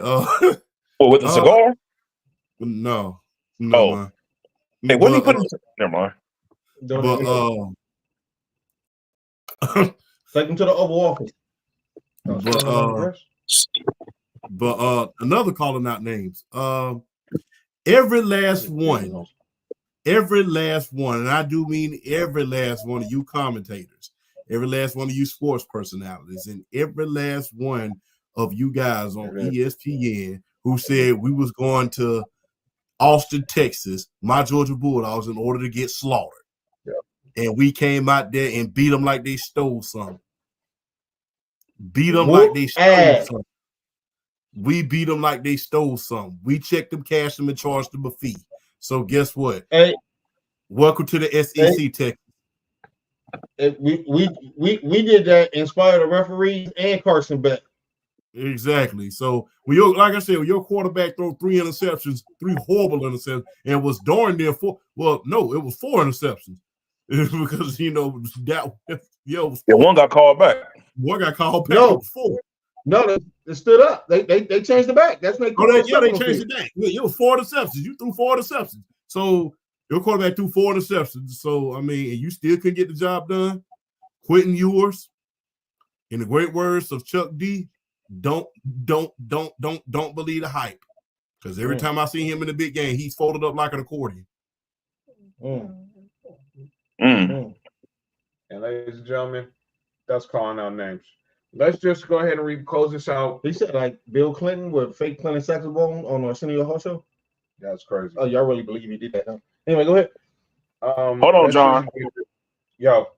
Before you get into the Fernando Venezuela situation, excuse me, my fault. I saw the reason why Rashad McCants said that he doesn't like LeBron, which is he's still mad at LeBron. I think it was the year that y'all had won, and instead of them having y'all picture on the front, they had a picture of LeBron, and I think something he did in high school was the front page, while the picture of y'all winning the championship was like under that. So ever since then, he has not liked LeBron. That is the reason why you see all this hate. He's still mad off of that, and that happened in 2001, 2002. LeBron came in the league in 2003. Yeah, but that's what I'm saying. Like, he's still like, that's the reason why he has the animosity towards LeBron that he has. Over a newspaper article. Calling out names. It's ending. Go ahead on, Brother John. This is just sad news that we end the show with. We just got the alert about 20 minutes ago. The Dodgers announced it. MLB has announced it. We lost an LA icon. Fernando Valenzuela, legendary pitcher for the Dodgers, passed away today at the age of 63. He had been dealing with some health issues recently that took him away from calling Dodgers games for recently. As right now, they're showing a tribute to him right now on Sportsnet LA, the Dodgers Network. Let me say this, and I'll get it. We got here. I'll give the floor to Mark. Being in LA, there was nobody who didn't love Fernando. Fernando was the man, and we obviously are going to miss him. And I hope PhD is crazy. And I hope we win this for him now more than ever. I'm going to take this call right quick. I'm going to let you guys handle that, and then we'll close out the show. Go ahead, Mark. Just to touch on what John was saying, growing up in LA, you know, my pops, some of my youngest memories is going to Dodger games. You know what I'm saying? Fernando was big out here in LA. Pause. It's unfortunate, man. Like John said, LA icon. Seems like it should be another reason why the Dodgers pull a championship off for him. You know what I'm saying? For sure. He's for sure, like, excuse me, like you said, he's an icon out here. He was one of the, you know, LA has been blessed by having great announcers in our sports. You know, of course, you got the great, you got Chick Hearn. Rest in peace. Excuse me. You got Scully. You know, we got, like I said, yeah, RIP for sure. People, you know, even Ralph Lauder, he's a great commentator for the Clippers. You know, he's not on the same level as they are, but Ralph Lauder was a great commentator for the Clippers. And then, you know, like you said, Venezuela, him, it's just, you know, he's part of the you know, in the LA sports, the announcers are just as big, it seems like, with the teams in Los Angeles as the team is. You know, just fall hand in hand. So, you know, to lose a legend like that, man, especially considering, you know, he wasn't even that old. You know, whatever. Like, I remember him, you know, I remember hearing people talk about him. You know, I'm obviously when he retired, I was still super young. But, you know, I remember seeing, you know, stuff about him from when I was younger or whatever. I mostly know him as an adult from his time as an announcer. But, you know, it's a sad day, man, in sports, you know, when somebody of that stature passes away. So, you know, prayers up to him, the family, or whatever. So I hope everybody gets through this. And like you said, this is just more motivation for the Dodgers to win. And I hope they do. Matter of fact, I hope the Dodgers win in 5 now. Get the Yankees the fuck up out of here. Tired of seeing that punk ass team. Let me say this. I'm a man of faith, and I really believe in divine intervention. Fernando Valenzuela's first year in MLB was 1981, as I read. He was NL Rookie of the Year, NL Cy Young, and he led the Dodgers to the World Series as a rookie. Do y'all know who he beat in 1981? Yankees. The Yankees. Yep. The Yankees. That's why I asked you earlier, were they going to bring out all the old players from that series? That's why I asked you earlier, Mr. They have to do that. They're definitely doing that now. If they weren't doing it before, they're definitely doing it now. We honored the 81 team about 3 years ago, so I do expect 2021. We honored the 81 team with. That's when y'all won the championship. Yeah, Fernando's rookie year with him, Rick Monday, Pedro. The last championship y'all won. Was 2020? 2020. 2020 was the last one. Oh, we won 2020. Y'all won in 21. Y'all, I would know y'all beat us in the NLCS rematch. You should have beat y'all that year, but no matter. But go ahead. Right. That year, but they did that season in 21. We honored. They had the 40-year anniversary. We had obviously Fernando was there, Rick Monday, Ron Say, Pedro Guerrero, Steve Sack, Alt, Garvey, the whole team that was there that played on the 81 team was there, but that was still on this side. And I believe they will be there. I believe the 88 team will be there. And I do believe we will see some of those classic Yankees teams there. Yeah, that's crazy, Nick. And I just believe Friday night, when we step on the field We're going to pay homage to Fernando. We're going to throw out that first pitch, and it's lights out from there. Let's go, Dodgers.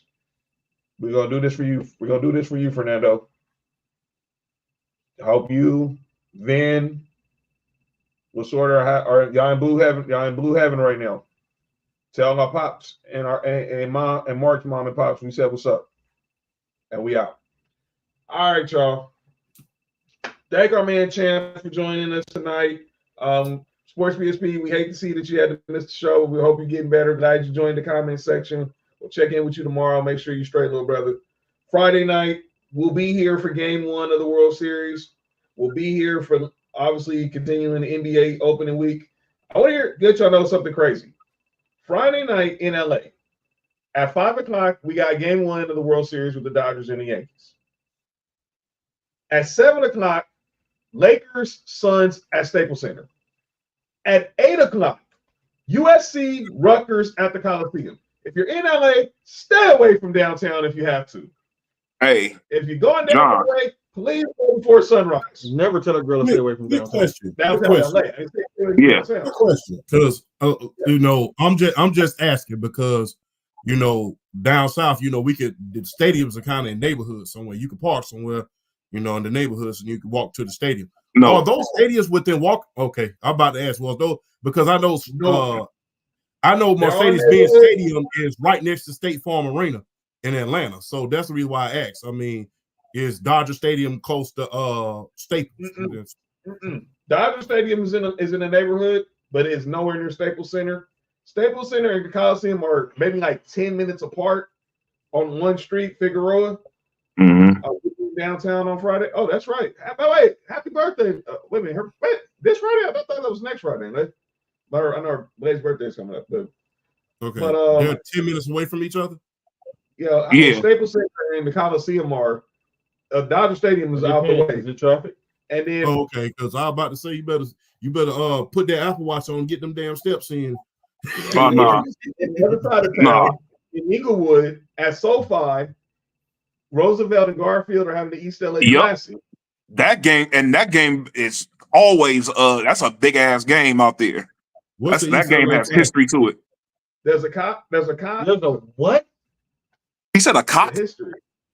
No, there's a concert happening at Intuit Dome. And then over in Orange County. Like he said there's a cock at the Intuit Dome? I don't know what to do with y'all.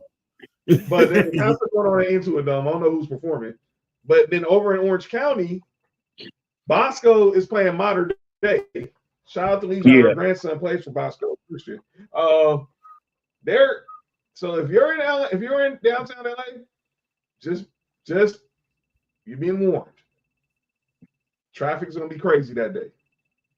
And then the Saturday is game 2 of the World Series, and then the Lakers play the Kings at Staples. So Dodger Stadium is out of the way. The Coliseum and Staples are within walking distance of each other. But the thing is, though, they're all affected by the same freeway-ish type of thing. Like what happens on this freeway will affect this freeway going up over here. Like all of them cause traffic. Okay. No, because the reason why I asked that because I literally one time I left a football game at Mercedes-Benz Stadium and walked to State Farm Arena. I wasn't about to walk back to the W Hotel, which was like 20 minutes away. So I went on ahead and walked to the stadium and did some shopping and stuff like that. Hung around the venue for a minute. Yeah. So that's the reason why I asked. I'm like, hey, just if it take 10 minutes to get there, just get on down there and just get to walking after you do that. You ain't got to work. Just a thought, Yeah. Out here in Houston, you can do that with the Astros and the Texans Stadium. It's not that far apart. It's like about 10, 15-minute walk. Yeah, they'll get on out and walk. Yep. Get them steps in. They're free. But we thank y'all for joining us tonight. We'll thank our guest, Champ. Champ, tell them what you got going on this week and where they can follow you. First of all, always a privilege, a pleasure, and an honor to be on this show, man. Appreciate y'all for inviting me, man. As always, Nick Freeze, you know what it is. Yes, sir. That's my guy right there. Like I said, be having me tripping out at work. But Man, always a privilege and president and an honor to share the stage with each and every last one of you gentlemen, man. Keep up the good work. I appreciate y'all for inviting me. Undisputed World Champ on TikTok. We're at 18,000 right about now, trying to get to 19,000. Undisputed GOAT podcast with my guys, Drill, aka BRS Sports, and The Flash, going on this Thursday at 9. And you know, I'm always on my brother's PSP's podcast on Friday. Salute, get well soon. And man, look, I'm just happy to be here, man. Just happy to be here. Thank y'all for always inviting me, man. Yes, sir. All right. And definitely, y'all make sure y'all check him out on Thursday on this, and make sure y'all subscribe to YouTube channel and Facebook, and follow him on TikTok. Great dope sports contact and analysis from my man Champ. We'll be back here on Friday. Let's go Dodgers. Let's let's start this off right. Let's do this for Fernando, y'all. Fernando, thank you for what you did for LA culture, and we're gonna win this for you. Please believe that. Enjoy opening week of the NBA. Enjoy Thursday night football. Enjoy the World Series, and we will see y'all on Friday night. Tomorrow, Sports4U Wrestling Podcast, 7:15, myself and Trill. No rules? As of right now, we saying yeah, but it's TBD. Yeah. So we saying yeah. I'm saying yeah right now. No Rules Live with Mark Illwill, 7:30 Pacific, 10:30 Eastern on Instagram at No Rules Podcast. But we'll be back here tomorrow. Me and Trill gonna talk some wrestling tomorrow. But thank y'all again for joining us. We're gonna get up out of here, finish watching this game. And congratulations, Bronny and Bron, for making history tonight. RIP Fernando Valenzuela. This has been a chill Nick Freeze. Shout out to Sapto. And on his back, Nick. That's crazy. Wild. That's wild. But shout out to our man Sap for that. I'm still don't understand what that means, but it's funny as hell. This has been Sports4U. I'm John. That's Mark. That's Nick Freeze. That's the what to do. And we'll see y'all on Friday. Y'all be blessed, and rest in peace, Fernando.